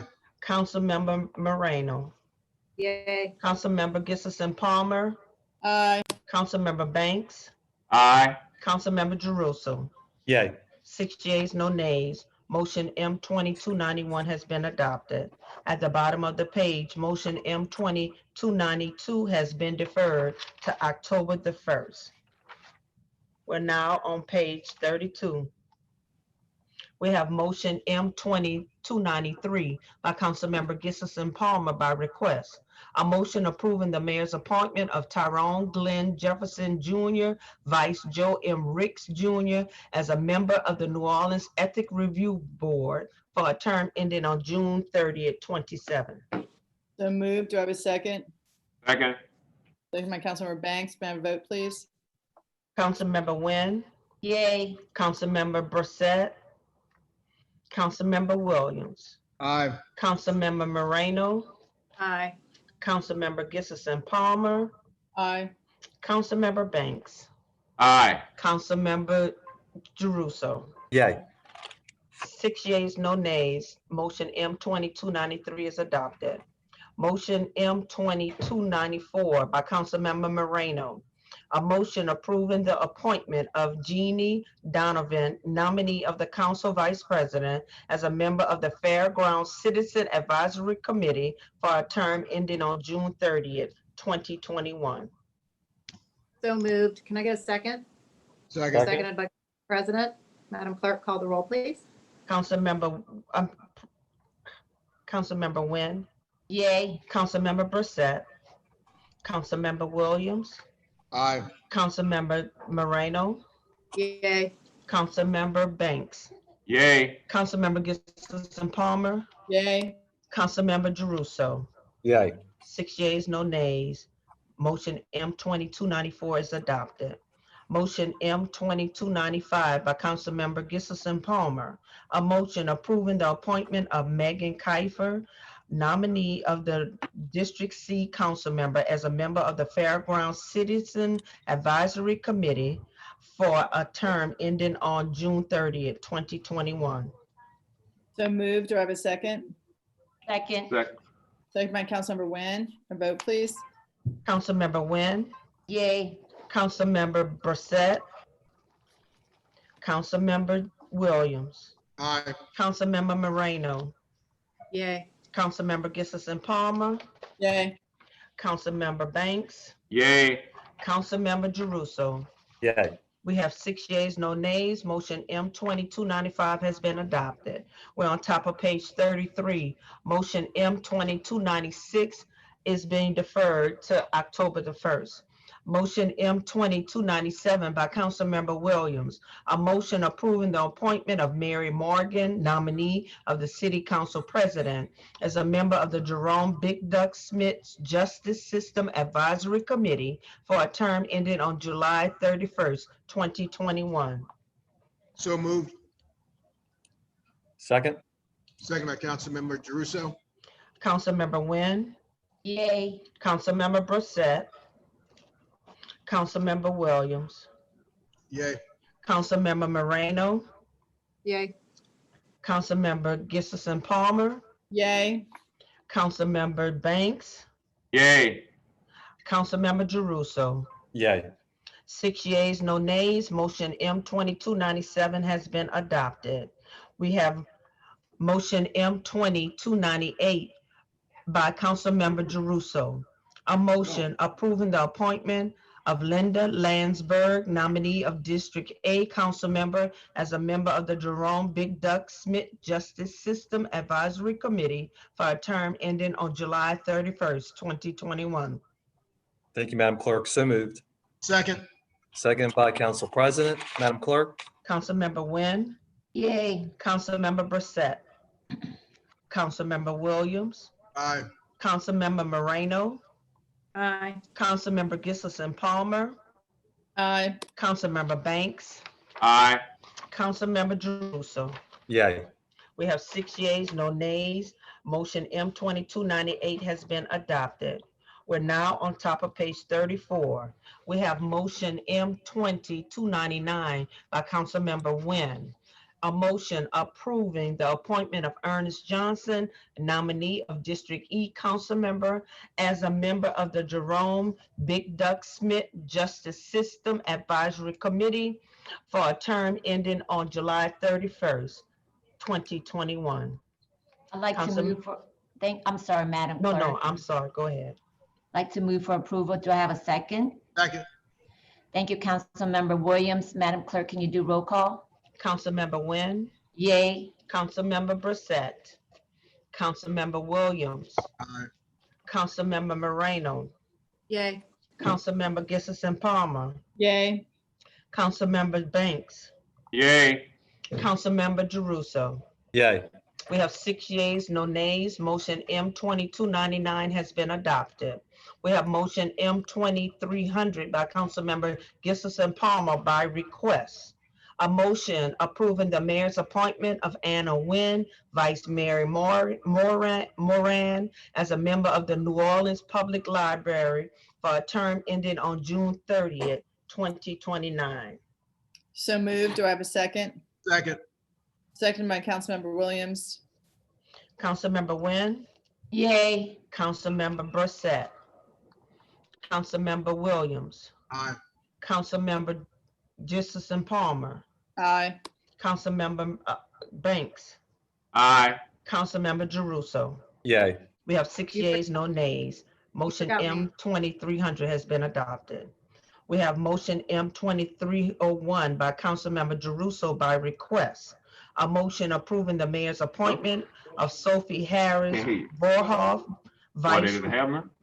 Ronald Carrier Jr., Carrera Jr. as a member of the Regional Planning Commission for a term ending on June 30th, 2025. Thank you, Madam Clerk. I think we have to make a small technical amendment to this that law will take care of. It should be Vice Jeff Schwartz. With that, I move for adoption. Second. Thank you, Mr. President. Madam Clerk? Councilmember Nguyen, Yay. Councilmember Brissette, Councilmember Williams, Aye. Councilmember Moreno, Yay. Councilmember Gissison Palmer, Yay. Councilmember Banks, Yay. Councilmember Jeruso. Yay. Motion M2301 has been adopted. We're now on top of page 35. We have motion M2302 by Councilmember Jeruso by request.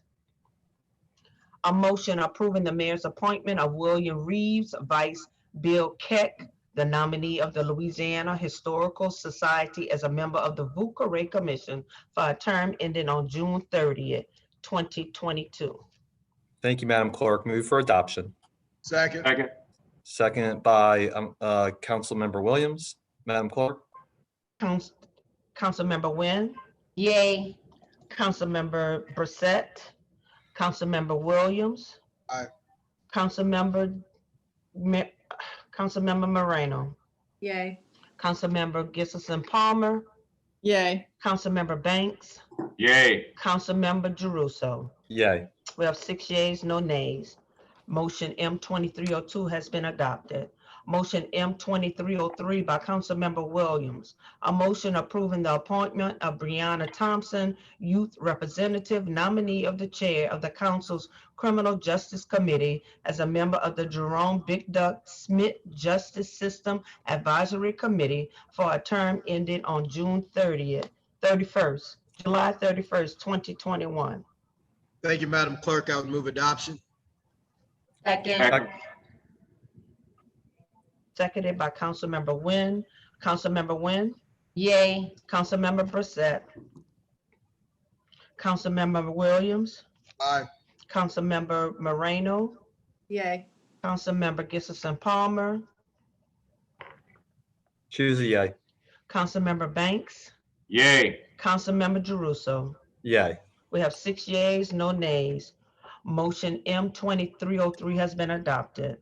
At the bottom of the page, motion M2304 by Councilmember Nguyen, directing City Planning Commission to conduct a public hearing to consider a planned development in a C3 heavy commercial district for a property located on Lot 2D, 2C, Eastover Subdivision, Larac Track, sections 28 and 30 in the 3rd Municipal District, bounded by the Interstate Highway 10 South Service Road, the Gannon Canal, the Vincent Canal, Interstate Highway 510 West Service Road, and Parish Road. The municipal address is 13350 Interstate 10 East Service Road. Thank you, Madam Clerk. I'd like to move for approval. Do I have a second? Second. Thank you, Councilman Banks.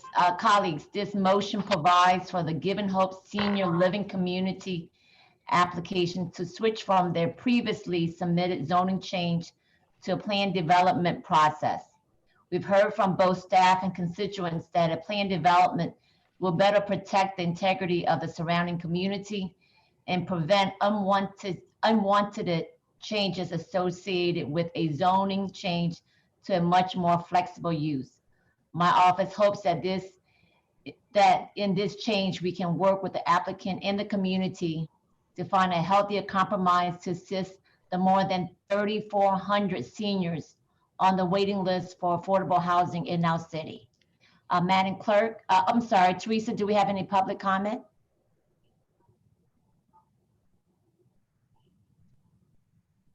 Sorry, my computer froze. Was that a yes or no? No, ma'am. Oh, thank you. Madam Clerk, roll call, please. Councilmember Wynn, Yay. Councilmember Brissette, Councilmember Williams, Aye. Councilmember Moreno, Aye. Councilmember Gissison Palmer, Aye. Councilmember Banks, Aye. Councilmember Jeruso. Yay. We have 6 yeas, no nays. Motion M2304 has been adopted. We're now on top of page 36. We have resolution R2306 by council members Williams, Moreno, Jeruso, Banks, Gissison, Palmer. Madam Brissette, Clerk. and Wynn. Madam Pardon? Clerk, I've gotten word, let me just check it out. It appears that there may be some public comments on some of these appointments that were possibly delayed because of technical difficulties with Granicus.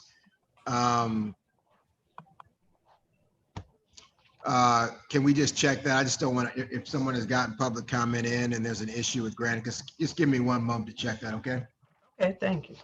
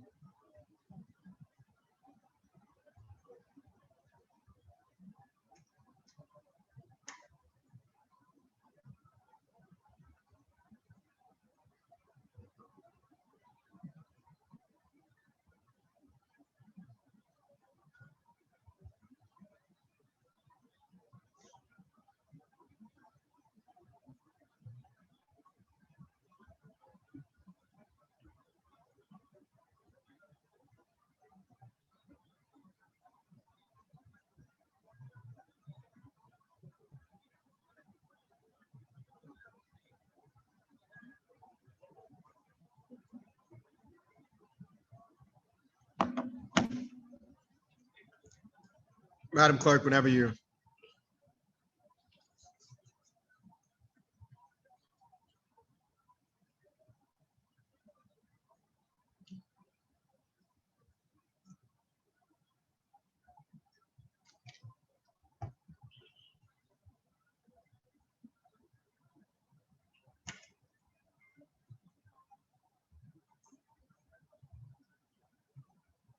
Madam Clerk, there appear to be some issues and it's hard to tell what was caused by Granicus and what came in late.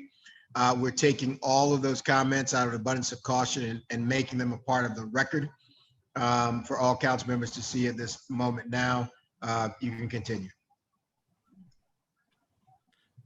Ms. Temple, my friend, you're on mute. Thank you, my friend. I got you.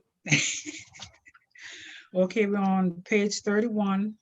Motion M2292 by Councilmember Brissette has been deferred to October the 1st. We're gonna go to page 32. Wait, we're gonna go to page 33. Item number 33, motion M2296 has been deferred to October the 1st. You're gonna go to, wait a minute, hold on one second.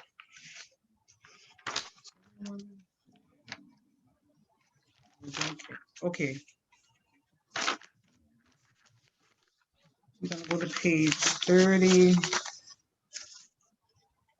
Okay, we were done. Okay, we have the motion under suspension. I think we're at number 43. 43, okay. Okay, we're on resolution R 2306 by council members Williams, Moreno, Jeruso, Banks, Gibson, Palmer, Brissette, and Nguyen. At large, 1 Moreno, $20,000. At large, 2 Williams, $20,000. District A, Councilmember Jeruso, $20,000. District B, Councilmember Banks, $20,000. District C, Councilmember Gibson Palmer, $20,000. District D, Councilmember Brissette, $20,000. District E, Councilmember Nguyen, $20,000. So we need to do a vote. Yes. So moved. Second. Councilmember Nguyen, Yay. Councilmember Brissette, Councilmember Williams, Aye. Councilmember Moreno, Yay. Councilmember Gibson Palmer, Yay. Councilmember Banks, Yay. Councilmember Jeruso. Yay. We have 6 yeas, no nays. Resolution R 2306 has been adopted. We have resolution R 2308 by council members Williams and Gibson Palmer, requesting the city attorney and mayor's administration to thoroughly and expeditiously investigate the prudence of alternatives to phase 3, included a deleted comparison of costs, timeline, and aspirational quality care standards for the acute and subacute mentally ill population, accounting for the requirements imposed by the United States Constitution. And the council specifically requests that the city attorney and mayor's administration make all reasonable and appropriate efforts in furtherance of any prudent alternative, including but not limited to the possibility of the option 3 retrofit plans in the July 23rd, 2020 JFA report as presented to the council's Criminal Justice Committee by national expert Dr. James Austin on September the 10th, 2020. Thank you, Madam Clerk. And we discussed this at the last Criminal Justice Committee meeting. I think it's safe to say that we have been through what a number of cities have gone through. A decision was made with regards to phase 3 that was based on a very, very different environment than we're in now. It was based upon a very different jail population. than we have now. It was based upon science that did not and was not regularly using the phrase social distancing before. And we cannot and we should not come out of this global pandemic the same as we did when we began it. This should be a time for all municipalities and for all people of exponential growth and learning from this crisis that we're going through. We also approved a temporary solution of TDC recently, but the work on the final solution has to begin as soon as possible. The latest retrofit discussion and proposal that was presented to the committee, Criminal Justice Committee, by James Austin, appears to be able to achieve the constitutional requirements with a much shorter timeline and at a fraction of the documented expenses as laid out already for a brand new build of a new phase 3.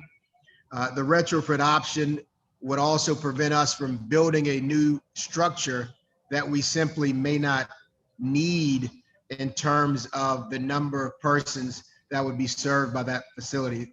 There has been such a stark decline in jail population that was not happenstance. That was a result of very real work by this council and this mayor and the previous council and the previous mayor to work to reduce jail population. We have achieved those goals and been successful in that. And the numbers of persons incarcerated in Orleans Parish has markedly plummeted based on the building that we have now. And there obviously is much needed shift away from trying to arrest our way out of or to a safer city. It's working. Public safety numbers are in fact better than they were when we had a larger jail.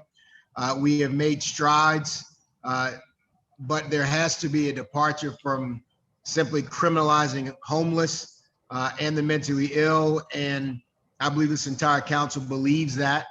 Our current population trends and data tell us that there should not be a point in the future where we will need the type of redundant jail capacity that a new building could perhaps add.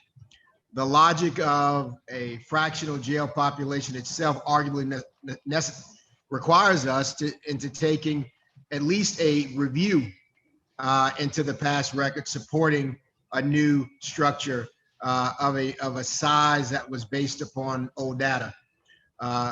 When we add the catastrophic impact of consecutive financial straining events, it would appear to be irresponsible to not at least ask the city to thoughtfully review the subject of the special populations facility through the lens of our significantly changed conditions. The city will continue to face financial hardship if required to build a new structure, if required to try to attempt to staff a new structure. We've had difficulty staffing the structure we have now. With the added staffing, maintenance, utilities, and other upkeep, there's a tremendous potential for this council to really be prudent about how we're spending taxpayer dollars on this. We have a unique moment to make a decision that will both serve New Orleans families, protect the fiscal health of the city, and constitutionally meet the needs of providing care to the acute and subacute special population. Colleagues, anyone else wishing to weigh in before we shift to public comment? Yeah. Councilmember Palmer. Thank you, and I'm very pleased to co-author this. I would just like the public to know that, you know, I've sat down with all parties involved and have really analyzed how this plays out. I could not agree with your assessment more in terms that this would, if we did build phase 3, it would financially hamstring us. And I'm not just talking the physical structure, but long-term operations and maintenance which, you know, it has already been very clearly established how much more we are spending as a city for the jail. In addition to that, I also again want to once again put on record that, you know, when I voted on the jail number at 1438, and when the sheriff and the architect and people came to us about this new jail building, they talked about the design and this pod design and how flexible this design would be and how much savings in operations and maintenance it would be. And that as we would see our population decline over time, it would give us the flexibility to retrofit and move certain populations from one pod to another to meet the needs of a city. That was how this jail was sold to that council back in 2012. And to come back and to hear these other false arguments and narratives that we have to have a totally separate building, and watching every year after year, operation maintenance costs continually go up with this new jail, and having staffing issues that were promised we would not have when we were first sold this bill of goods, I cannot in good conscience vote for a phase 3 if we cannot even adequately deal with what we have in staffing now for this jail. So I absolutely agree. And not just that, this city, as you've referenced before, has made significant improvements in criminal justice reform. I want to thank the previous council, specifically Councilmember Guidry, who, you know, for 8 years had been a stalwart for criminal justice reform. The previous mayor, the current mayor, which was the previous councilwoman, Latoya Gantrell, and to being mayor now. And I really want to thank the administration for taking a hard look at this. This has really been an issue. And I also want to thank the MacArthur folks for sitting down with me. I appreciate that they are concerned that this could delay more reform, especially for this population. And I really want to assure them that my vote and the way I'm looking at this is actually can give us the opportunity to address the needs more quickly, as you said. And I think a retrofit can be done much more quickly than a new construction facility. So again, I just want to thank all parties involved. I really hope that we can all come together and do this quickly for the betterment and more fiscally responsible, so we don't hamstring all of our population throughout the city with costs that are untenable in this situation. So thank you very much, Councilmember Williams. Thank you, Councilmember Palmer. Any other colleagues wish to weigh in? Councilmember Banks. Council President, thank you. Let me talk philosophically first. I fundamentally do not believe that mental health issues or homeless issues are criminal. I don't think that fundamentally the best place to serve those needy populations is in jail. That's my philosophical belief. But now I want to come from a practical perspective as an elected member of the legislative body of the city of New Orleans. There was never an ordinance passed that enabled phase 3. Now, all of the conversations about a phase 3, there was never one approved, because in order to have been finalized, there would have had to have been an ordinance that was passed. That never happened. Now, the previous council does not, or anyone else for that matter, has the ability to usurp our authority to stop us from doing what we are legally charged with doing, and that is to deal with land use matters. Now, I by no means want to go in contradiction to a federal judge or a federal mandate or any of that stuff, but I do believe that this retrofit allows us to get to where the ideal point is with meeting the needs of those populations without building an additional jail. Now, that old adage about if you build it, they will come, I genuinely believe that. The more beds there are, the more likelihood of the more need there is to fill them. You don't want to build something and just have it sitting there empty. So if we build it, we are likely to try to fill it up. Now, it may not be this administration, it may not be the next administration, it might be 5 administrations down the road, but if that building is sitting there, there's a high probability that somebody's going to want to fill it up.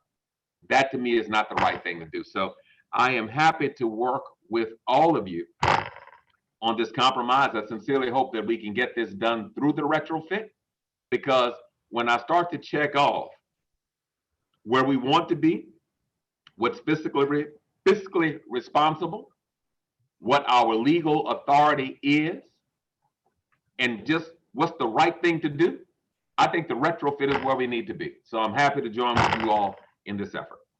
Thank you, sir. Thank you, Councilmember Banks. Anyone else from the dais wish to comment? Seeing no alerts, I would shift to public comment if we have some.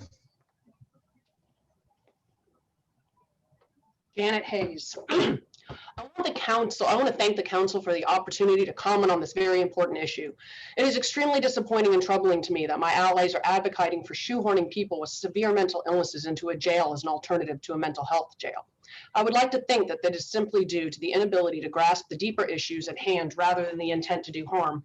I support the need for a Phase 3 special needs facility. However, I do not believe that it should be located on the jail campus or under the jurisdiction of corrections. The facility should be designed as a hospital and located in the community under the jurisdiction of psychiatrists. Not only would that allow the jail to truly be brought into compliance, it is also more just solution for people who have been forced through the chute of the criminal justice system by mental health laws that require dangerous and grave disability before treatment can be initiated. The bottom line, whether it be Phase 2 or Phase 3 or Phase 10, a jail will never be a solution for the population of people who lack awareness that they are sick and therefore refuse treatment. These folks will always need hospital care. We waste enormous amounts of money transporting inmates to and from the jail to the forensic hospital in Jackson, Louisiana, because we don't have an alternative in parish. The idea that somehow a Phase 2 retrofit will get us to decriminalizing serious mental illness, SMI, is ludicrous and absurd. It's a false promise, and I urge the council to think very carefully before going down that path. The bottom line is that this is an extremely complex issue that involves a population of people with extremely complex problems, piecemealing solutions driven by people who likely cannot even pronounce the word, I can't pronounce it either, anostalgia, let alone what it is, will only serve to cement the antiquated system we already have. The city is in desperate need of a serious mental illness coordinating committee composed of members who have actual expertise on untreated and undertreated SMIs and the relationship to homeless and incarceration. It's long past time that we sit down the room together and hold each other accountable so that we can truly vision how to end incarceration, homelessness, and death for people with SMIs. G. Thomas. New Orleans has 136 murders in 2020. There were only 81 in 2019. 136 people violently lost their life because of catch and release policies pushed by Jason Williams, Kristen Palmer, and others. Send their families thoughts and prayers when you're done patting yourselves on the back. Carjackings become murders, but y'all never cared about. You let Jason Williams, a man indicted by the feds, run all things about crime in a city riddled with crime. Talk about a conspiracy. You need dunce caps. But go ahead and build a smaller jail because the great New Orleans is being ruined. The council won't stop the insanity, and criminals found their leader in Jason Williams. No way crime will ever increase. Absolutely no way. Wait, it's increasing now. Pesky facts get in the way of politics. Ignore the murders you care about the criminals. Small jail all the way. Thoughts and prayers. Those are the only comments I have for item 45. Thank you, Teresa. In response to the first comment, Ms. Hayes, and I agree with her that our goal and effort to respond to the consent decree mandates are an ill-conceived plan to address mental illness in our community. This conversation today in Phase 3 is only discussing individuals that are system involved, who could not avail themselves to a facility that was not part of a correctional or jail pretrial facility. We have a mandate. We have a commitment and a requirement to this special population, to the plaintiffs, and to the judges to complete this mandate. The question is how. And I'm just hoping that we can have some conversations between all the parties. And I'm hopeful that we can figure out a way to save city dollars while achieving the required goals so that we can use these resources that we save to do exactly what Janet was talking about and the things that we all need. With that, I would move adoption. Second. Seconded by Councilmember Banks. Councilmember Wynn, Yay. Councilmember Brissette, Councilmember Williams, Yay. Councilmember Moreno, Yay. Councilmember Gibson Palmer, She's a yay. Yay, yay, yay. Sorry, I was on mute. Councilmember Banks, Yay. Councilmember Jeruso. Yay. 6 yeas, no nays. Resolution R2308 has been adopted. Council members, we need to suspend the rules to go to ordinances on first readings. So moved gladly. Second.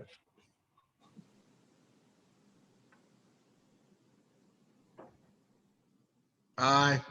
Councilmember Wynn, Yay. Councilmember Brissette, Councilmember Williams, Aye. Councilmember Moreno, Yay. Councilmember Gibson Palmer, Yay. Councilmember Banks, Yay. Councilmember Jeruso. Yay. 6 yeas, no nays. The rules are suspended for first readings. Ordinance on first reading. Ordinance calendar number 33,118 by Councilmember Gibson Palmer. An ordinance to establish a conditional use to permit a bed and breakfast principal in an historic Marcie Treme Bywater Residential District on Square 176, Lot 3-A, in the second municipal district bounded by Ursulines Avenue, North Robinson Street, North Village Street, and Governor Nichols Street. Municipal address 1531 Ursulines Avenue, and otherwise to provide respect thereto. Zoning docket number 4420. Ordinance calendar number 33,119 by Councilmember Brissette by request. An ordinance to amend ordinance number 28,246 MCS as amended, entitled an ordinance providing operating budget of revenues for the city of New Orleans for the year 2020 to appropriate federal grant funds from intergovernmental transfers to the Department of Police for the 2020 COPS hiring program to provide funding to hire and or rehire career law enforcement officers in an effort to increase their community policing capacity and crime prevention efforts, and otherwise to provide respect thereto. Ordinance calendar number 33,120 by Councilmember Brissette by request.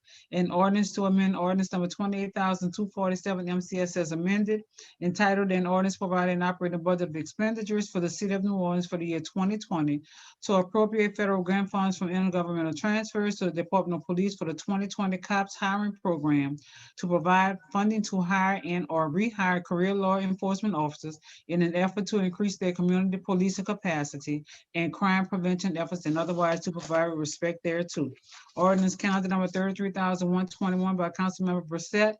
An ordinance to establish a conditional use to permit a car wash in a medium intensity mixed use district and historic urban corridor use restriction overlay district and an enhancement corridor design overlay district on the entirety of Square 2517 in the third municipal district bounded by Gentilly Boulevard, St. Denis Street, and Turo Street. Municipal address is 2900 through 2946 Gentilly Boulevard, and otherwise to provide respect thereto. Zoning docket number 6020. Ordinance calendar number 33,122 by Councilmember Jeruso by request.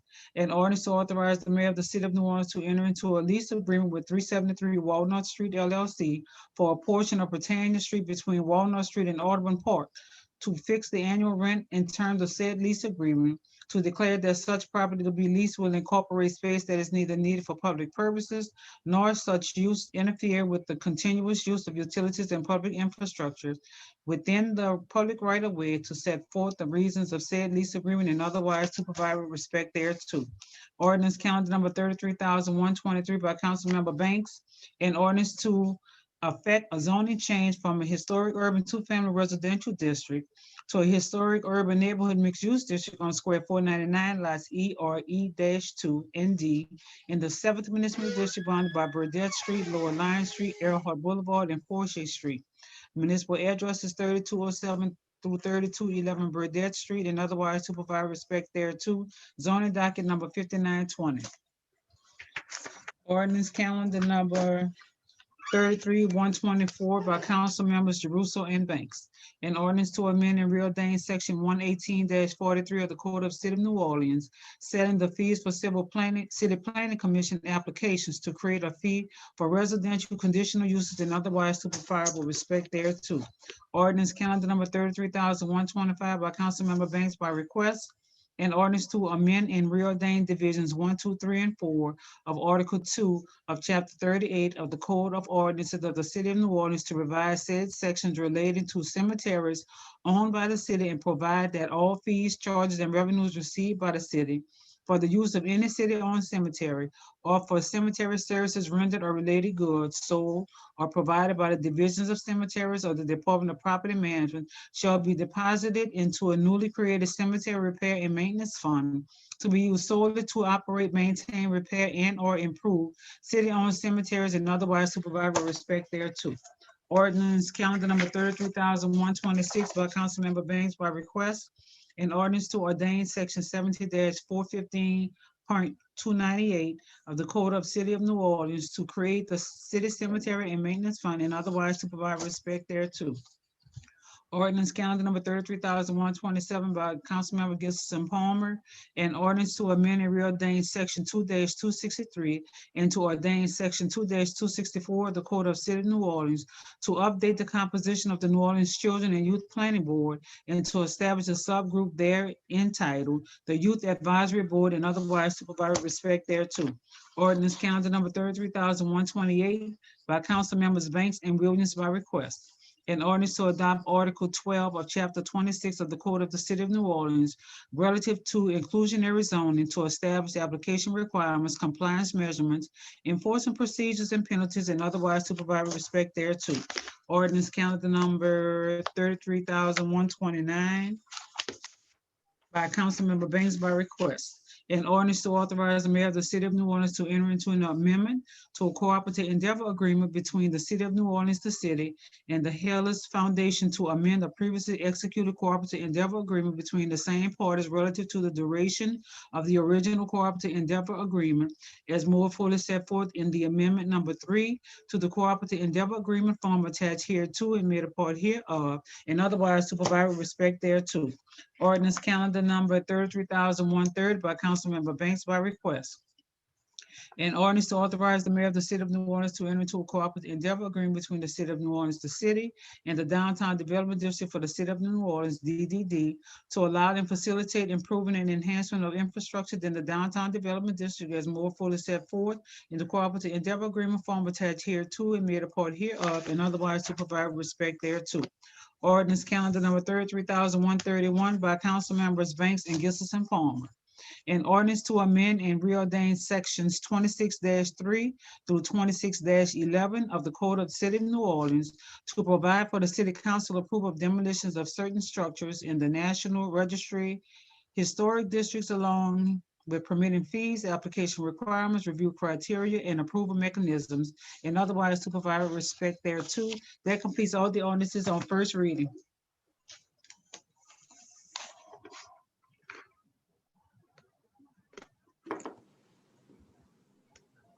Thank you, ma'am. Well, I will make a motion to adjourn unless y'all want to stay longer. Can I get a second? Sure, let's stay longer. Second. All right, I think it was seconded. I heard Councilmember Nguyen first. So it's been moved and seconded. Madam Clerk, you can call the roll. Councilmember Nguyen, Yay. Councilmember Brissette, Councilmember Williams, Yay. Councilmember Moreno, Yay. Councilmember Gibson Palmer, Yay. Councilmember Banks, Yay. Councilmember Jeruso. Yay. 6 yeas, no nays, and the meeting is now been adjourned. Thank you. Thank you all. Have a good one, everyone. You Yeah. too.